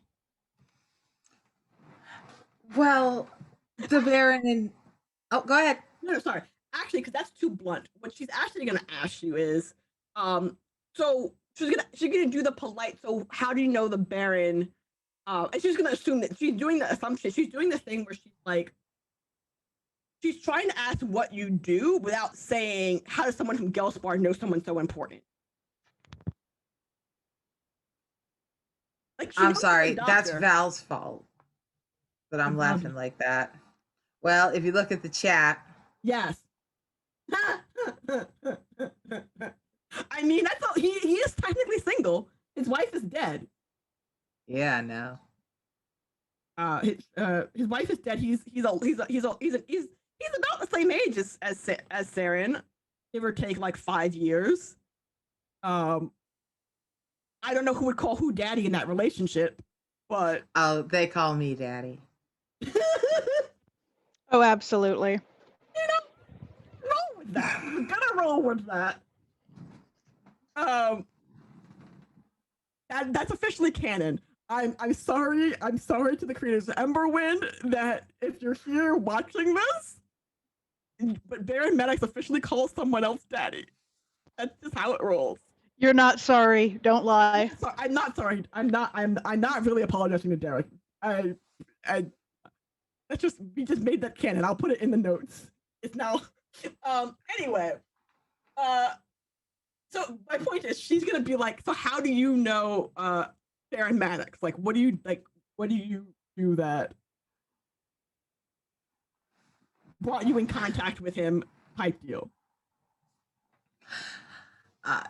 Saren takes a slow sip at their drink, which is scotch, which is really good scotch, like way better than anything you can ever get in Gelspar. So really just kind of takes a second to enjoy it visibly, just no shame in it, before swallowing and saying, well, the Baron reached out to me.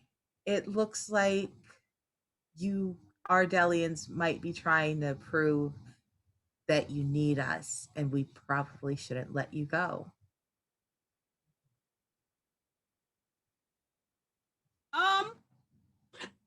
So she'll make not an but aha face.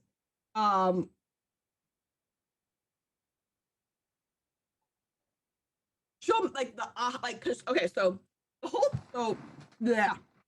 thing with the crystal, the new crystal is like a known thing, and like everyone's not playing the waiting game, but they know Baron Maddox got the new crystals for Gelspar. They know that he has desires to see Gelspar. Like he's not subtle in his maneuvering. Like he's not trying to be subtle. It's not like he's bad at being subtle. He's not trying to be subtle. He wants this is blatantly obvious what he wants. And so when you say that you know him because of his maneuvering, she'll be like, I didn't. She'll be like, similar to what Piper said. I didn't know that the Baron had contacts in Gelspar that were willing to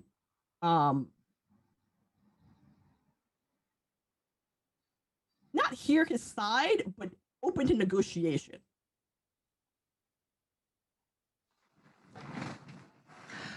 Our friend Maddox can be interestingly persuasive. He's worth a conversation or two at least. Don't you agree? I would. He is a actually, you know what's gonna happen? Lewis, who's like been like watching this conversation, will be like, yes, he'll like pipe up, like he is a riveting conversationalist with some brilliant ideas. Truly brilliant ideas. Sort of just like they can't see her, but she just does her shoulders shake a little bit. She's quietly, silently chuckling. But yeah, no, Lewis doesn't realize. Tina might notice you chuckling in the background, but you're not loud enough for her to like call you out on it. he and Lewis will continue because no one stops him. He has some revolutionary ideas that I think have some sort of merit, but I don't really know how he's going to maneuver them into reality. I'm sure there'll be a great amount of pushback because change is decisive.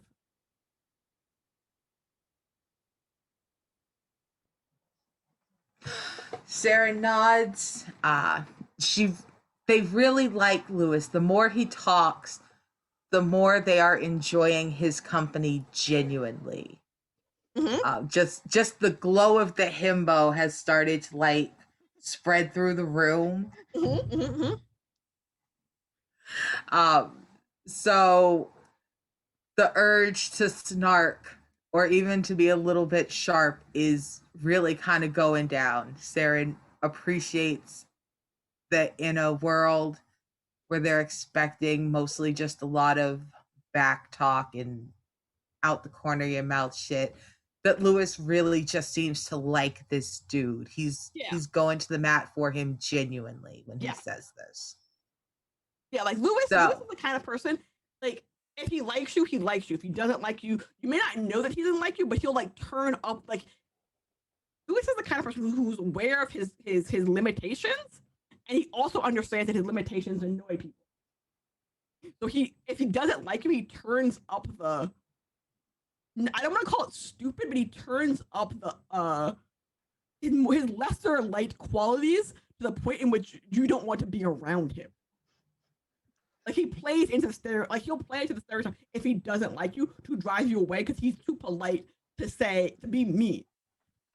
He's not embarrassed to act goofy to make you leave. Yeah, exactly. So he genuinely I really like him now. Sorcha likes him too. She thinks he's adorable. But so when he says that, he is genuinely being genuine. But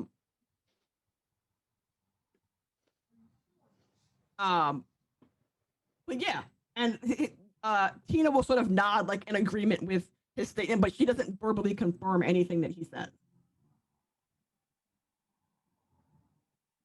Okay. So let's see. So how long have the two of you known the Baron? So Lewis is about the same age as the Baron. We are he'll laugh as he says it. We are prep school chums. We have been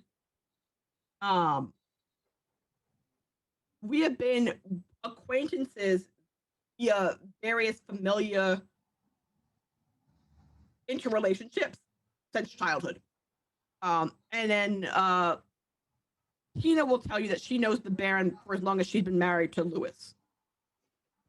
Or she's been not intimately acquainted with him, but she's been.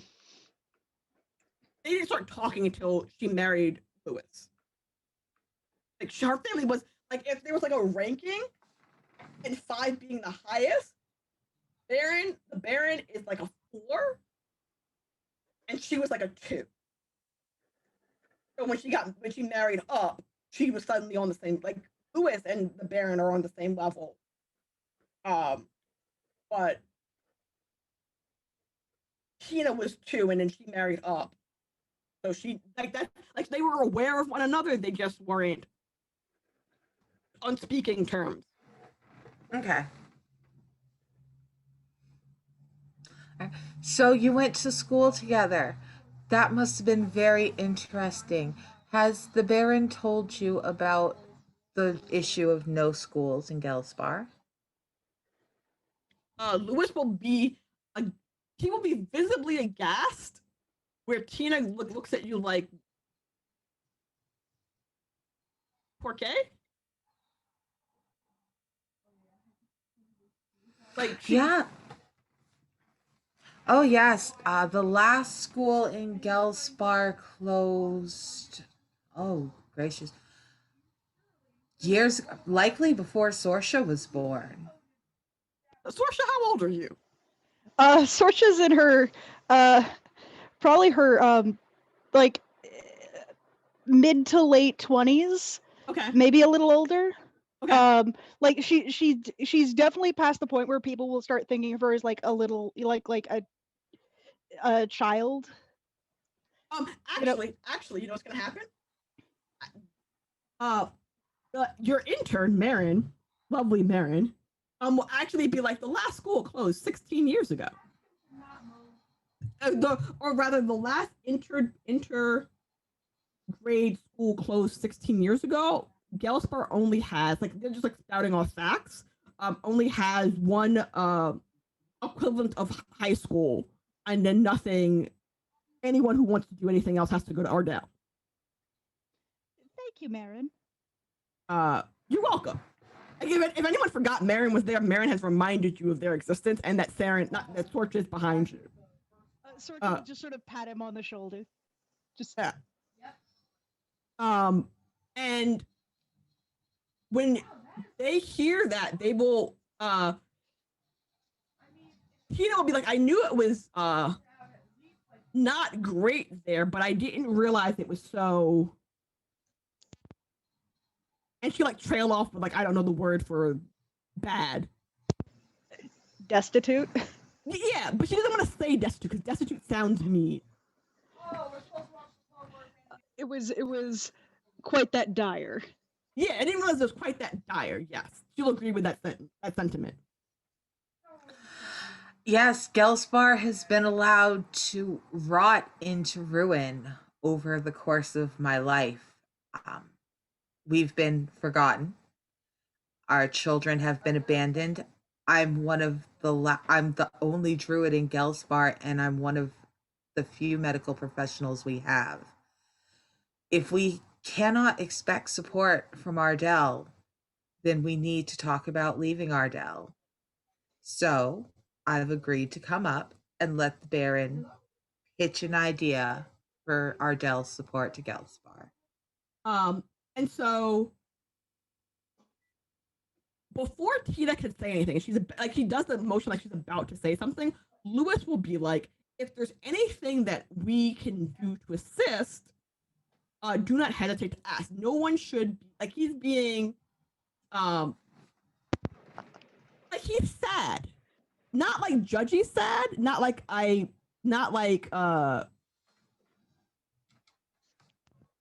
what's the word? I don't want to call it white savior judgy sad. Not like that. Like he's sad like it had never occurred to him, but now that you've told him, he is now like, yes, we should fix this. Like he's already on board with whatever you're planning. And he's not subtle. Like again, he lacks the ability to be subtle enough to not be blatant with his like support. So like if it came down to a fist fight, no, to respond to our darling chat. No, it's not that he thinks $2 will feed the children. He thinks he's like, if I can build a school, I'll build a school, and you don't even have to name it after me. I'm just happy to help.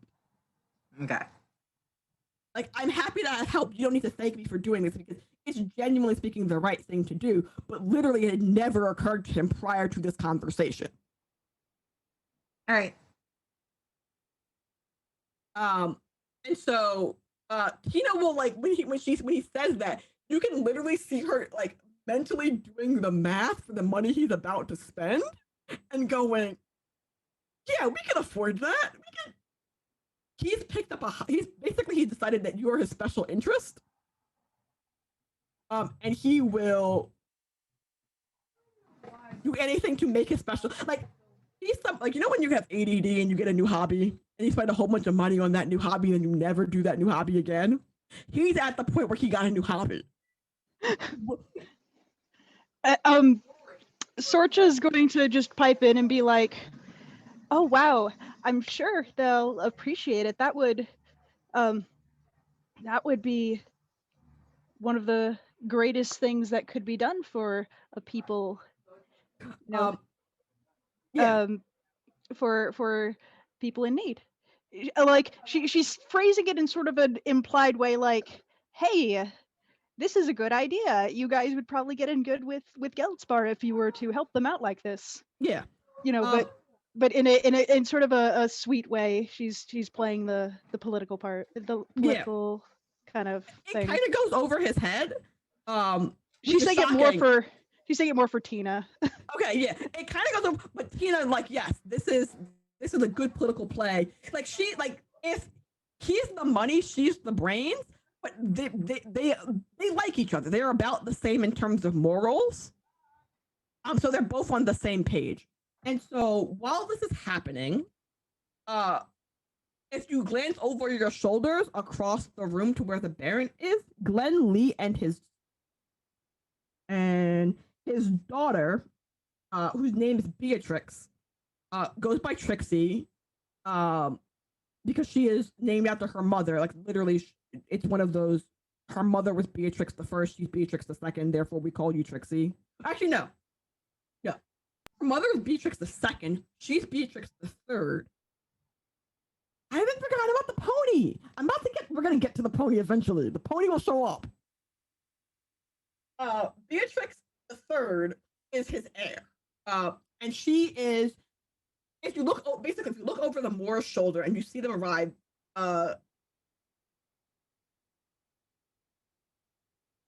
Piper and Beatrix is about the same age as Piper, so they do the whole a little more familiar hugging, kissing type thing, like, oh, we are friends. And the teenager that arrived with Anderson with Dawson, kind of perks up when he sees her, but he's younger than both of them. So, like, if Trixie and Piper are 22, he's like 19. But he perks up when he sees someone close, if not the same age as him, who is not Piper arriving. And while this is happening, Kira, buddy, old pal, old friend, where did we leave you? You were stealthing and failing. So you were downstairs. You were on the ground floor. You were outside of the building. You want to re-roll that? Yeah, you gotta reroll. Okay. I've got one reroll, so I'm gonna attempt to reroll this stuff. Stealth. Come on now. Oh my god. It hates me. I'm just, No, it fun. wants me to have a good time. It wants me to have a good time. That's what it is. So, you know that scene in. Have you all seen The Emperor's New Groove? Oh, absolutely. So you know the scene where Cusco is trying to order food in the diner, and they're just with and then without, where they're, or was it one of them? There's the kid's character, Uzma. So Uzma's ordering. Yzma, yeah. Yzma and Cusco are trying to order, but then Kronk and I can't think of the other guy's name in that movie. Pacha. Kronk and Pacha are in the kitchen, but they're like doing a circling thing. They're like no one, like they're barely not crossing paths, but one bad turn will lead you to being seen. Yep. You are the bad turn when you are seen by a servant. And it is they're a teenage girl. Mm-hmm. They are clearly a servant. I'm just gonna, because I'm lazy and I like French maid costumes. They're wearing like a French maid costume outfit, but like not the floofy skirt part, just the black skirt, white apron with little, like the proper maid outfit, not the cosplay maid outfit. Yeah, like the proper maid, not the gross one. Or rather, not the overtly sexual one, the regular one, the proper, I wear this to work and this is what we wear outfit. And she sees you and she's carrying something. She's carrying something. It's unimportant what she's carrying. But she sees you. She makes direct eye contact, similar to the way Miss Nancy made a direct eye contact with you. Mm-hmm. And she stops. And she stares at you. What room am I like outside? Because I assume this is through a window. Uh-huh. What room is she in? So she is coming out of. Actually, yes. Wade is right. She could be carrying a bunch of towels. She's coming out of a bathroom, or what you assume to be a bathroom. Okay. So she's in the hallway outside of the bathroom. Okay. So. And you are clearly on the other side of the hedge fence, so you're on their property. Like, it's not like you can fake, like, I was just walking by. You're clearly in their yard. That makes sense. Okay, so is there any chance she might be from Gelspar district? Maybe I've seen her around. Pick We've a not talked, but high or low. Hi. Okay.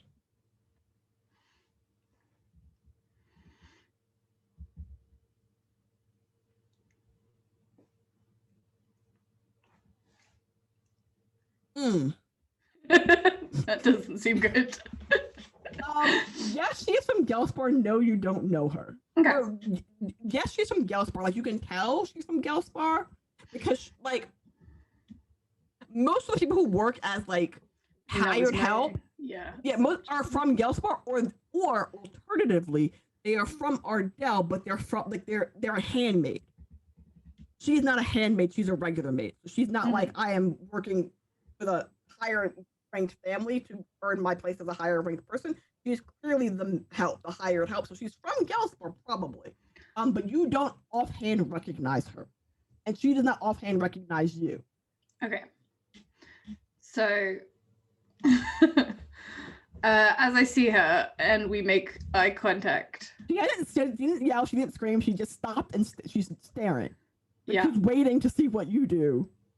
So I'm just gonna go, well, this is awkward. Okay, just hear me out. I'm just here to, like, you know what it's like? These people, they throw away a lot of stuff, okay? And I know this isn't good, but honestly, I mean no harm. I literally just want to see if there's anything decent I can use that they're not even gonna miss. Roll me a fast talk. Sorry, I keep making you roll them. Oh, look! Yay! I'm good at fast talking. Very good. So she stops looking suspicious and starts looking not understanding, but like but starts looking less suspicious. She just looks less suspicious of you, and she's just like, she sort of nods and goes, I can't have seen you. I get that. I mean, it's like, you know, I'll go somewhere else, and we never saw each other, right? And she's like, no, I have no idea who. She does not the. So you know when someone says, "Don't talk about that thing," and someone goes, "What thing?" You're the thing, and she goes, I don't know what. I saw who. Yeah. And like watches you, and I'm assuming that you're gonna like back away slowly. Yeah. I'm trying to wonder if I should just push this. You can. I'm not there. Listen.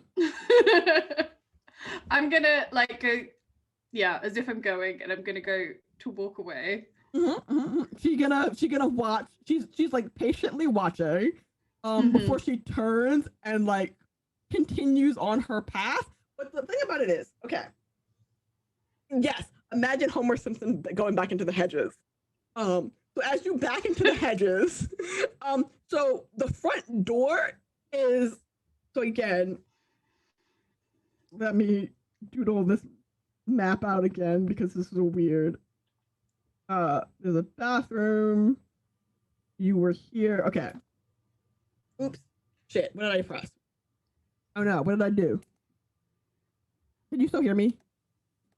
Yep. Okay, cool. I didn't know if I hit the mute button by accident. So this is my little doodle. And this is the first floor. This one that I'm pointing at. Yeah. This little X right here is you. That's the bathroom that she came out of. So the front door is like the street side is this way. Like the Okay. street side is down that way. So you're backing onto basically what a bounce into it, like the alleyway between houses. Yeah. So it's technically out of sight, but it's also not technically off of. You haven't lost ground in terms of how far to the back of the house you've gotten. You're just like on the other side of the hedge. That makes sense. Okay. And she as you disappear into the hedge. Like it's not the kind of hedge that you get stuck in. It's like a regular in Homer Simpson into the hedge. She will wait until you're mostly gone before going. Like she does the suspicious eye movement and she sticks her head out the window, and when she doesn't see you anymore, she continues on her way. Okay. I will swear loudly in the hedge. And then I'm gonna go. Fuck. I'm gonna run around the back. I'm gonna just fucking go for this. It's gonna be speed. Okay. So once I've gone past the hedge, I'm gonna run along the back of the hedges, down the alley, and then when I get to the back of the house and get that window in my sights, I'm gonna basically just sort of make a run and quick Scrabble for it. I'm gonna use my auto success, and I'm gonna do it by basically I've got my pole arm, which is telescopic. So I think as I climb, I use that to brace into windows to give me extra handholds and stuff to get up. Okay. So yeah, you managed to basically run, jump, fling yourself bodily through the window, duck and roll, don't make any noise. You're very stealthy into this room. High or low? High went well for me last time. Let's go high again. Can't be bad 2 times in a row. Oh yes, it can. Oh. I rolled a 7. I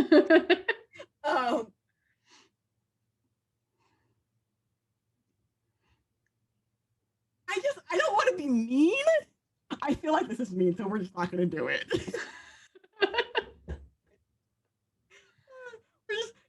I'll tell you when our game is finished. I'll tell you what my original thought was, and then so you duck roll, you land in this room, and you pop up to the side of the desk, and you're in an office. It is the window because the windows are on either side of the desk. And you pop into the room, you land to the side of the desk, and there's 2 bookshelves lining the wall, 2 big those big Beauty and the Beast library bookshelves lining the walls. And then next to the door on the left and right are 2 glass cases with other fancy books. Yeah. Okay. Assume all the books are in Dewey Decimal System order. I know where. Yeah, because I've been told where it is. So yeah. Still muttering and swearing under my breath. I'm gonna go to the journal that's in the shelves and get that out directly, and I'm gonna be like, oh my god, all of this for books. And I'm gonna grab that book, and it is then easily found, and Sorcha in the distance. It's worth it. Sorcha in the distance is gonna feel some pain now because Kira's gonna go put that in a pocket, and then she's gonna go over to the glass case and open the one that we want to look at. And she's gonna be like, sorry, Sorcha, and she's gonna open the book and rip out the pages that we need. I mean, Sorcha did show you how to remove them. Do you? Yeah, are you removing them smoothly, or are you just ripping the pages out of the book? Yeah, how long do I think it'll take me to do it smoothly and carefully? Maybe 10 minutes. Oh, not even. She basically a lot of pages. That were redacted? Yeah, there are a bunch of pages that are redacted, or that were redacted. Because basically, I'm saying 10 minutes because there's a bunch of pages that were redacted. There's more than one page, but also you have to find the correct page. You have to read the numbers on the bottom of the page. You can flip through it fast, but they're not numbered like that. Like not every Yeah. page is numbered. They're numbered where something important happened, and it's not a textbook. It's like someone compiled a journal and research notes. So like the numbers go 1 through 50, and 1 through 80, and like 1 through 70. So like the Okay. numbers don't. It'll take you a minute to find the right pages, but Okay. it's not hard. So Kira goes to like rip them, and then it's like, damn it, she's got in my head. And then she's gonna like, is there anything I can grab to kind of just brace the door? There's a chair. There's like Yeah, I'm just gonna brace the door shut, Mm-hmm. and then I'm gonna start seeing if I can quietly take the pages out carefully. Roll me a sleight of hand. What you're good at. Come on now. I was also good at all of the other things. Well, you're because there's no one in the room. I'm gonna let that 14 not be a failure. It's not a good. It's not. It's a. You mess up some of the page. Like you mess. Like you know, like when you like try to like hold a page and like you get the crease and like you rip it, but then it like rips sideways. Mm-hmm. That's what happened. Also, fun fact, everyone watching at home, we have the giveaway happening. I believe now. I don't know. I might be like early. But if you type in the word Ember in chat, you will be entered to win a copy of Wailing Song, which is a Emberwind vignette. I believe that starts now, but I might be early. I don't know. I think we begin. Oh yeah, no, about now. Yeah. Yeah. Give me 2 minutes. Okay, 2 minutes. I was 2 minutes early. It said 12:40 on my clock, so I didn't know. I hadn't known how much time had passed. And anyway, so I'll tell you when that Val will say in chat when that goes live. And so you tear out most of the pages neatly, but there's a couple of pages that Sorcha will be very upset because you're like, you can try to like tear out the rest of the page that you messed up and then tape it together, but there's clearly good, like you couldn't put them back in the book. Yeah, that's fine.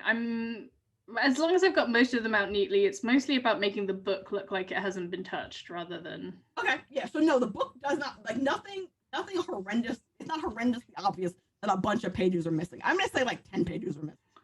From like a 100-page book, you can't really tell that there's 10 pages missing because there are 10 pages from like various sections of the book. Mm-hmm. And so I just keep making you roll for things. And I'm apologizing for this.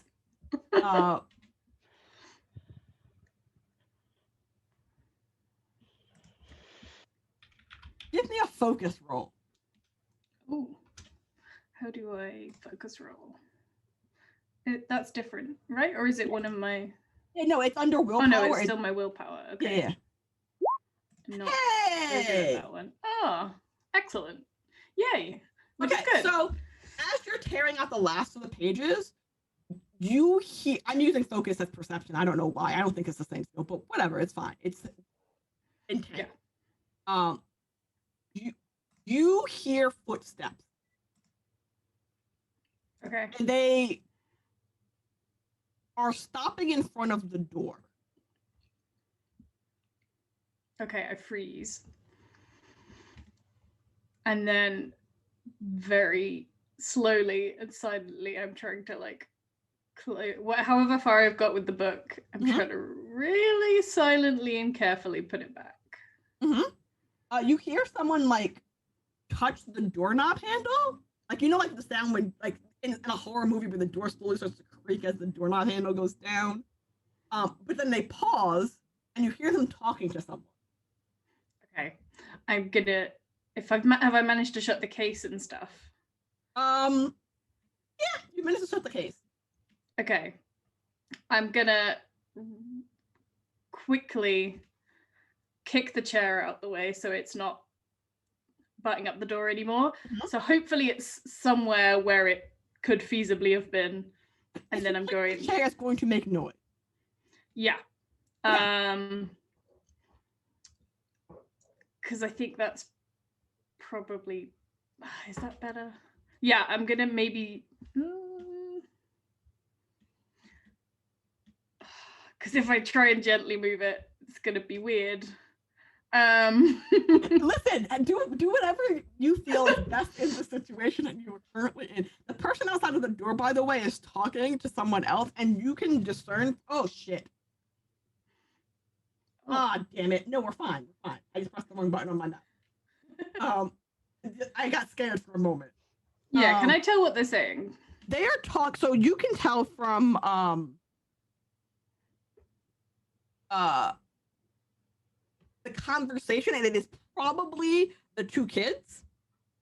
And one of the children is telling the other child, or not child, they're not children, they're teenagers. The one child, who I'm gonna name Alan, is telling the other child, Nella, who Nella is the one you can, because of the conversation they're having, Nella is the one at the door, that their dad will be mad if they drip water on any of his stuff. Okay. If you want to roll something, I have one more 100 bits. Okay, whilst they're in conversation, then I'm gonna. Oh yeah, they're okay. So the context of this conversation, it's not an important conversation, is Nella just got out the shower and she is wet. She is going into their dad's study while moist from the shower. Yeah. Your sibling is telling them, don't do that. Dad will know and be mad at you if you get water on any of his shit. And they're going, well, I have to get something from the office, and I don't want to wait. Leave me alone. Mm-hmm. Yeah, I said moist. That's right. I said moist.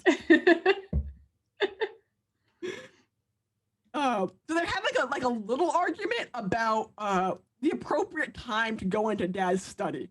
Yeah. Okay. It's not gonna last very long. Eventually, Nella will say "fuck you" and do what she wants. Yeah. Okay. In which case, I'm going to really carefully try and move the chair, just so it's out, so it's not blocking the door anymore. It doesn't seem like somebody's blocked the door with it. And then I'm jumping out the window straight into a perfectly manicured topiary again. Okay. Give me another athletics. Not athletics. What is athletics? Is it acrobatics or athletics? It would probably be acrobatics. Yeah, acrobatics. To You're not scaling. You're not scaling a wall. Good at acrobatics. You're bad at athletics. Yeah, I'm bad at athletics. Good job. You rolled a real. You jumped out of this window with your stuff in your bag so smoothly. It's like, again, using Assassin's Creed as my reference point, when they jump into a bush and then the bush just like disappear like a poof. You are perfectly disappeared into this topiary. No one sees a thing, no one hears a thing, you do not make a sound as you crunch into these bushes. It's perfection. Nice. Considering the rest of the way the rest of this heist has gone, this is shockingly good for the end of your heist. And to myself, Kira's gonna like mutter like, see, I'm always fine. And she's gonna dust herself off and she's gonna run back to her shop. Okay. Well, where you run back to? Oh, yes. There's a pony. So when you jump, so here's what happens. So this is where the pony comes into play. So as you jump out of the window, behind, like, this is a carriage house behind the house. So there is a horse stall. And the horse stall has 2 horses in it, and there's 4 stalls, 2 horses currently left in the stall because the other 2 went to carry the other carriage. And you have the option of stealing a pony. My God, Make your getaway. I really do want to do that. The reason why I'm telling you that you can steal this pony is the equivalent of someone remember I made that Gone in 60 Seconds reference? Yeah. Where it's like they could go carjack a bunch of people. This would be the equivalent of carjacking this person. So do you want to steal their fancy car from their garage? So something gets stolen from something obvious gets stolen from their house? So I think, so the thing Kira was thinking was when she was in the study, she was like eyeing up a bunch of stuff on the top of the study that just looked fancy. And she's like, oh, I could do stuff with that. Like, I'm doing all of this just for books. Like, It's worth it. It's worth it. And then, so she's running, and then, like, I think the shots of her, like, run past the stable, and then she just backtracks a little bit and walks back and looks, and she's like, this isn't the same, right? They might not think to look at the house if I... Then I'm going to just, like, go over to one of them and just be like, see if it pays any attention to me, and if it does. They make weird horse noises. Like, they're not startled, just like they're people horses and they're not like scared horses. So when they see you, they just make horse noises, which is not out of place for the backyard. Like, no one would think it's weird that the horses are making noise in the backyard. Horses are also cowards and everything startles them, like rabbits. I don't know anything about horses, but they're scary and they're not predators. It depends on the temperament of the horse. Some of them are really chill. Some of them are really skittish. This one's really chill. This is a very chill horse. This is I like carrying people around horse. And so this horse will, one of the horses, which you get to name because they don't know their name. Actually, do they have signs? Let's name it Applejacks. Applejacks. There's Applejacks and Cheerios. Ashley is very well said. Like, I need a distraction theft. Like, we talked about this. This is the plan. We don't want people to go looking for the books. So this is the perfect opportunity. So Applejacks, friend, coming with me. So you hop onto the horse and you like lead it out of the stables, and it's not, I think horses sleep in their clothing, right? Is that right? Not usually, but you can ride them bareback. Okay, do you want to ride a horse bareback? Having ridden a horse bareback, I don't. It's really painful, but I do because I'm not gonna saddle it up. Okay. Sometimes horses are left with their leads on. I know anything about horses. I know that they have shoes. And sometimes... if they are left wearing like anything, it would be like a blanket kind of setup. It's sort of like a horse sweater. Okay, yeah, it's wearing a horse sweater. It's not like fully nude, but like it's not saddled with the foot thing and the little bags or anything like that. The carriage is also already gone with like 2 horses, right? They don't need 4 They don't need 4 horses. This is excessive, you know? Yes. Well, so the carriage, it takes 2 horses to pull a carriage, I think. Right? I don't know. Yeah, normally. I guess it's how big the carriage is. Yeah. It's a 4-person carriage, but it currently occupies 2 people. But the carriage, anyway, this is unimportant information. They steal the horse. I have no idea how I'm gonna hide this horse, but this is a problem for later. It's a pony. It's a pony. It's not a regular. It's not a miniature horse. It's literally a pony. And so when you lead the horse out onto the street, because there's no subtle way to walk away with this pony. I ride across the street. I want to ride it. Yes, across the street. As you come out of the alley where the back of the house, at least the back of the house.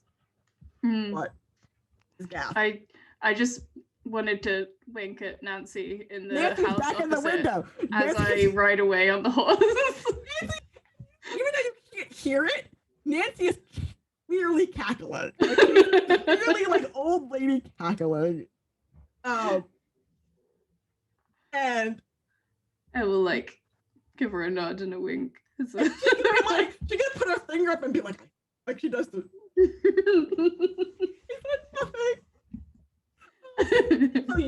So the thing about it is, you will know. We have 7 minutes left, 4 minutes left. Oh, I don't know how much time we have left. 10 minutes. 10 minutes. You know from the Glenn Lee and the Lee family. Glenn Lee is kind of an asshole, but like not like. Let's see. Let me level out assholes. You know what kind of asshole he is? He's a tuxedo mask asshole. Show up, do nothing, pretend you've done amazing things, and leave. Oh no! Exactly. He's that kind of asshole. Mm-hmm. Like the sort of one that steals your ideas. Like in a meeting, you don't like. But He does nothing. You say all the good things, and then he's like, "Yeah, we'll do that. It's my idea." Yeah. Yeah, it's like, oh, actually, you know what it is? Have you seen the meme where someone's like, they say something and someone repeats it back, and then they go, "This is my idea now." Yeah. It's exactly like that. He's That that guy. asshole. He's Yeah. that guy. And so that's part of the reason why Miss Nancy is like laughing, because it's not that he's a bad person. He's just an asshole. He's just that guy. And so she thinks this is hilarious. But do know that there are now 2 witnesses to your crimes. And at least one of them knows you stole a horse. That's fine. It was a distraction theft. We want them to know that we stole a horse. Okay.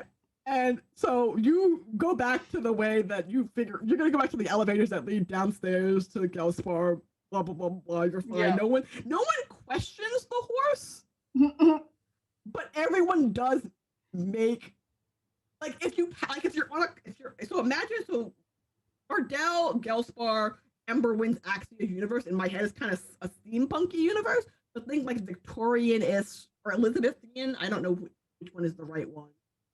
Victorian is steampunk, I think. Yeah. Yeah. But so the cobblestone streets, but like people are like walking around with gas lights, whatever. They will look at you because you're on a horse, but they're not looking at you because you're on a horse. Shinobi, you have won the giveaway. Congratulations, enjoy your copy of Wailing Song.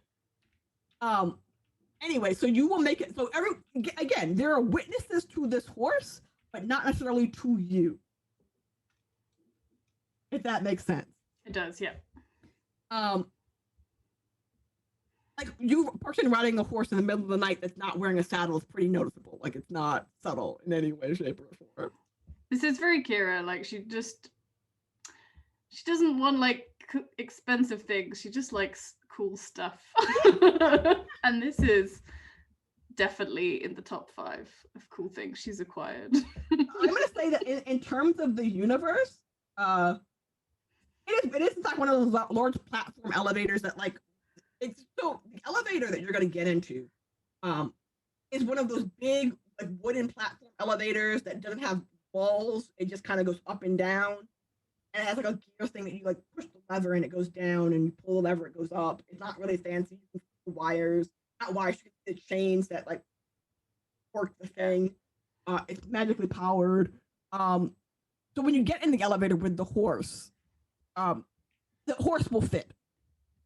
Anyway, so in terms of the universe and amount of time this has taken, this heist that you've taken off has lasted about an hour. I'm gonna say. Mm-hmm. The dinner party is going to last about 4. So you now have 3 hours left to do something. 3 hours to get to know my new friend. 3-ish hours to get to know your new friend. So back at the dinner party, in the dinner party timeline, you're about 30, maybe 45 minutes into the dinner party. And so you're still at the, what did I write? You're still at the drinks part of the dinner party. At this point, everyone has arrived. Like the whole party has arrived. But not the whole party. Everyone who's invited to this party has arrived. And people are making chit chat. No one has approached you, Saren, since the Moors approached you. They are standing near you still, but they're talking to one another. And by talking to one another, I mean, Tina's furiously whispering at Louise about how they're gonna fund this thing and how she needs to like go do some accounting and blah blah blah blah blah. And so Sorsha or Yes. Verity, one of the two of you will be approached. Actually, Verity, you're going to be approached by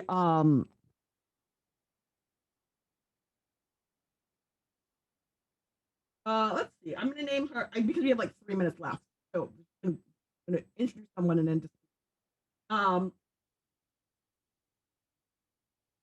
we're gonna introduce to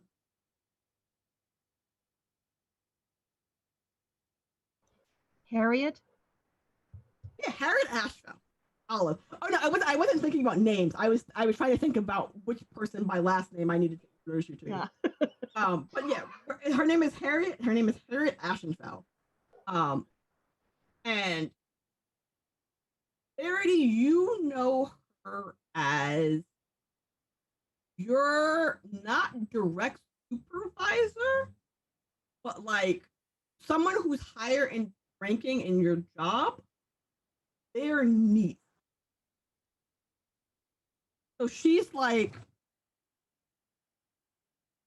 actually, you know who she is? You know who she is? Does Blue? Do you know the show Blue Bloods or Law and Order? Actually, Yeah. Right. okay. So you know the district attorney. Mm-hmm. She's like the district attorney's niece.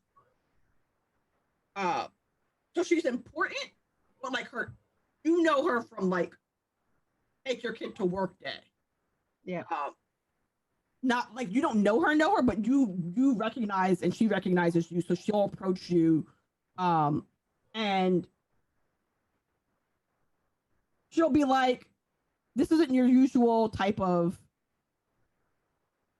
Shindig. What brings you to the swankier side of like she's blunt about it. Like she's not the kind of person to Yeah. So words. I'm guessing, you know, she'll do just a little polite bow and just say, well, sometimes you do have to live up to expectations, even if it is not your preferred environment. What brings you here?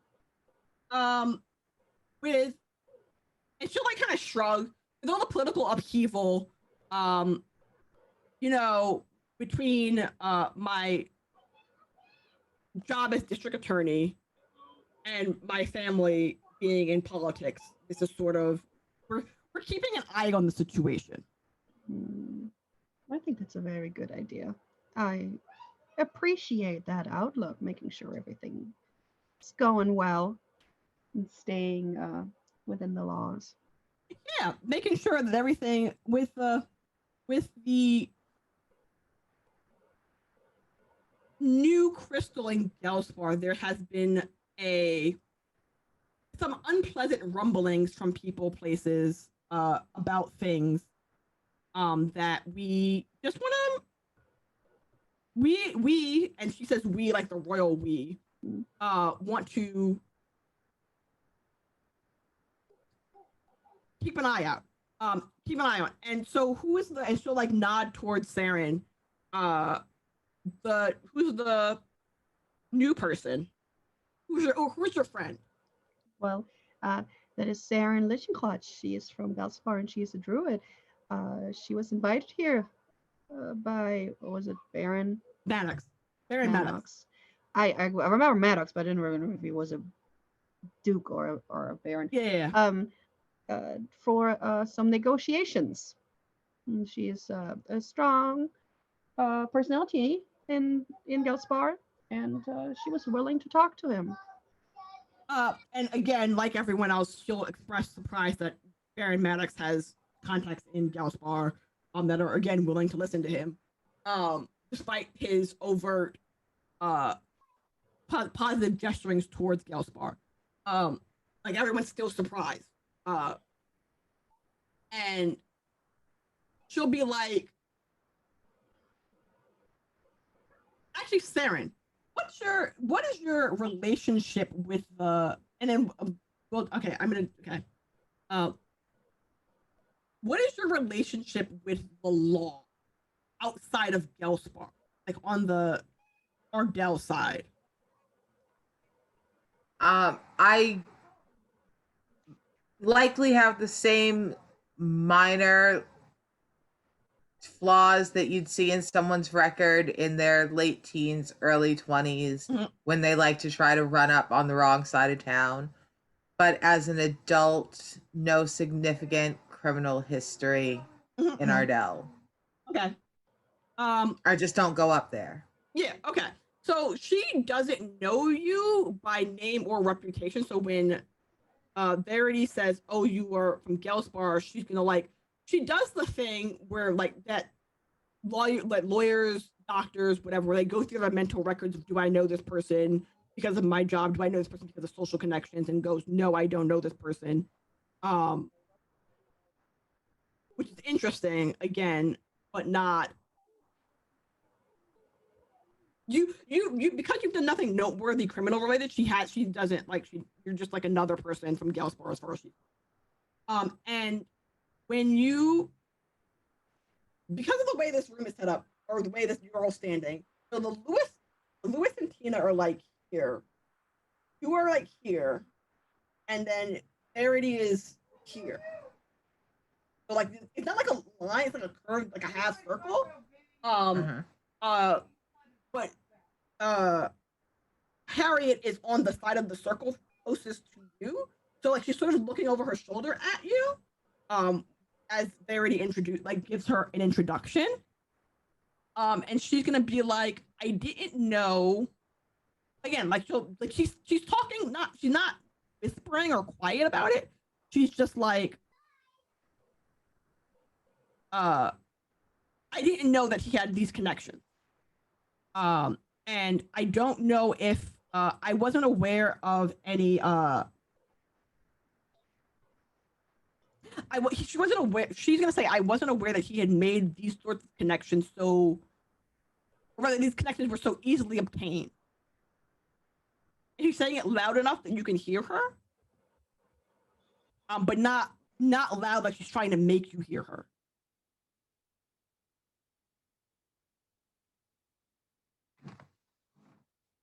Okay. I'm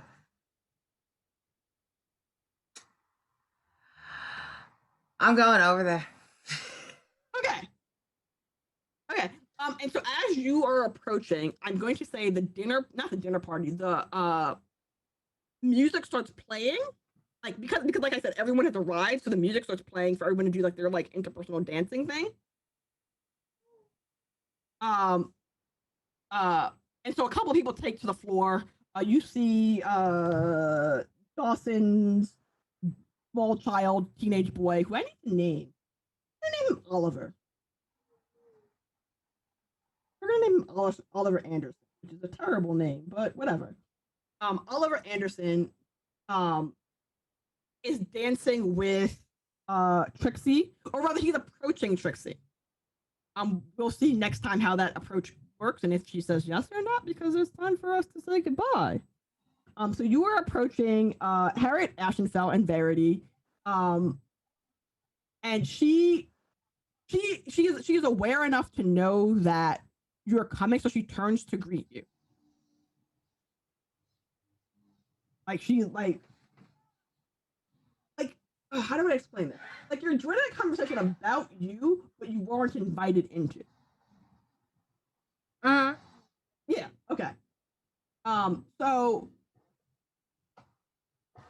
we're gonna call it quits at this introduction. She'll turn and smile as you approach. And you can tell from your just general people sense that she is a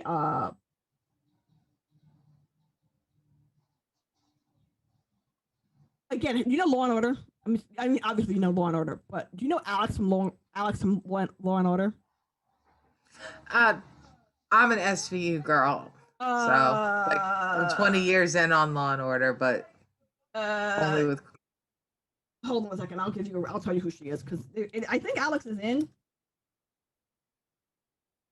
I can never remember. Hold on 1 second. I promise this will be quick.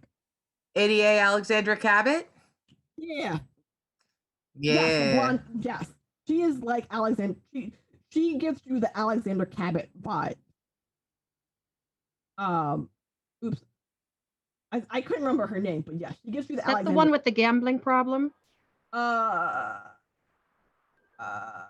That's the one who had to fake her own death. Ah, okay. Yeah, no, Casey's the one who faked her own death, isn't she?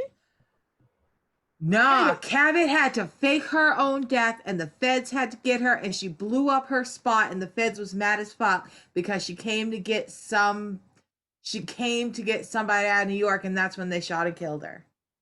Okay. Okay. Yes. There we go. Okay. I told you I've watched a lot of SV. But yeah, she is.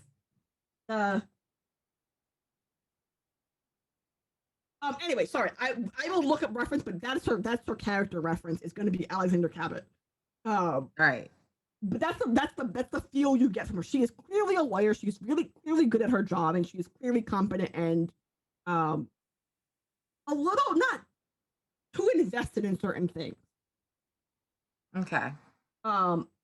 Anyway, that'll be for next time. And so let's do our outros. Hi, I'm Imani. I am your wonderful storyteller. For this game, you can find me online at mcatterdev. You can find me on Twitch at MorganCatterTV, though I'm not currently streaming except for Beat Saber. I'm mostly just on Twitter these days because of work situations. And here, I'm clearly here every Saturday at 10 o'clock in the morning, Pacific Standard Time. You can donate to me via coffee. Al is throwing all our links in chat. Zweth, you are up first. Hello, I am Zweth. Find me on Insta and Twitter at Zwethra or here on Twitch. At Zweth, I've just started streaming. I'm streaming tomorrow just for some chill games. Tomorrow morning at 9 GMT, which is obviously maybe not people are around, but I will be awake. What GMT is. I know it's Greenwich Mean Time. Greenwich Mean Time, yeah. Like, so where is that? It's not in Greenwich. Yeah, Greenwich is in London. Oh, yeah. Okay. Never mind. Yeah, there's Greenwich in London. Yeah, so yeah, that's me. I'm not doing too much at the moment because I'm attempting to science after not being able to go in the lab for a while, but I'm around doing various things, and obviously here on Saturdays, and next year there's other stuff coming up. I've got some cyberpunk games and things, so but I will keep you updated on those. Nice. Arnica, you're up. All right. You can find me on Twitter at ArnicaXRoss. I missed you guys. It's been a rough 2 weeks, and I've been really glad to be back. And I can't wait to come back again next week. So I'm not doing anything else. I'm just hanging out on Twitter and playing with y'all right now. Nice. Blood Cree, you're up. Hi. I'm really happy to be here. You can find me on Twitch. I haven't been streaming a lot lately, but I'm actually gonna start up again. I have plans to finally finish up the final boss of Drakengard 3 and probably move on to something else. Like actually do that this time. I'm generally a nighttime streamer, so at least in regards to Pacific time, since I'm on a backward sleep schedule. So okay. Viv, you're up. Hello, I'm Viv or Vivesha here on Twitch. I am Vivesha. I haven't streamed in a while, but hanging out in guessing places. Saturday, I'm EST, so Saturday, 1 p.m. to 4 p.m. I'm here with you guys, having fun and being, not me for once. On Mondays, I am at 7:30 p.m. EST. I am playing on Wily Hobbit. We're playing a long-term D&D campaign in the Dalelands, where I'm playing a baby artificer, Azimar, with her little clockwork familiar Penny Swoops. Every second Tuesday I am still playing Cthulhu in the Wild West because we still haven't beat the lizard people or the snake people. That should never win. They just multiply. It's because we were supposed to play every second week, and we started when this whole COVID started, and we're still not done because life keeps interfering. So we've been playing this game for forever. But in Call of Cthulhu in the Wild West is actually really fun. I'm a no-nonsense doctor over there. Else, well, I'm here having fun, and the last game I played with Val, I was a kobold in a pink dress. So I'm looking forward to playing a kobold again. Nice. So that's everyone. Bye. See you next week. Bye. I'm waving. You can't see, but I'm waving. I'm waving enough for both of us.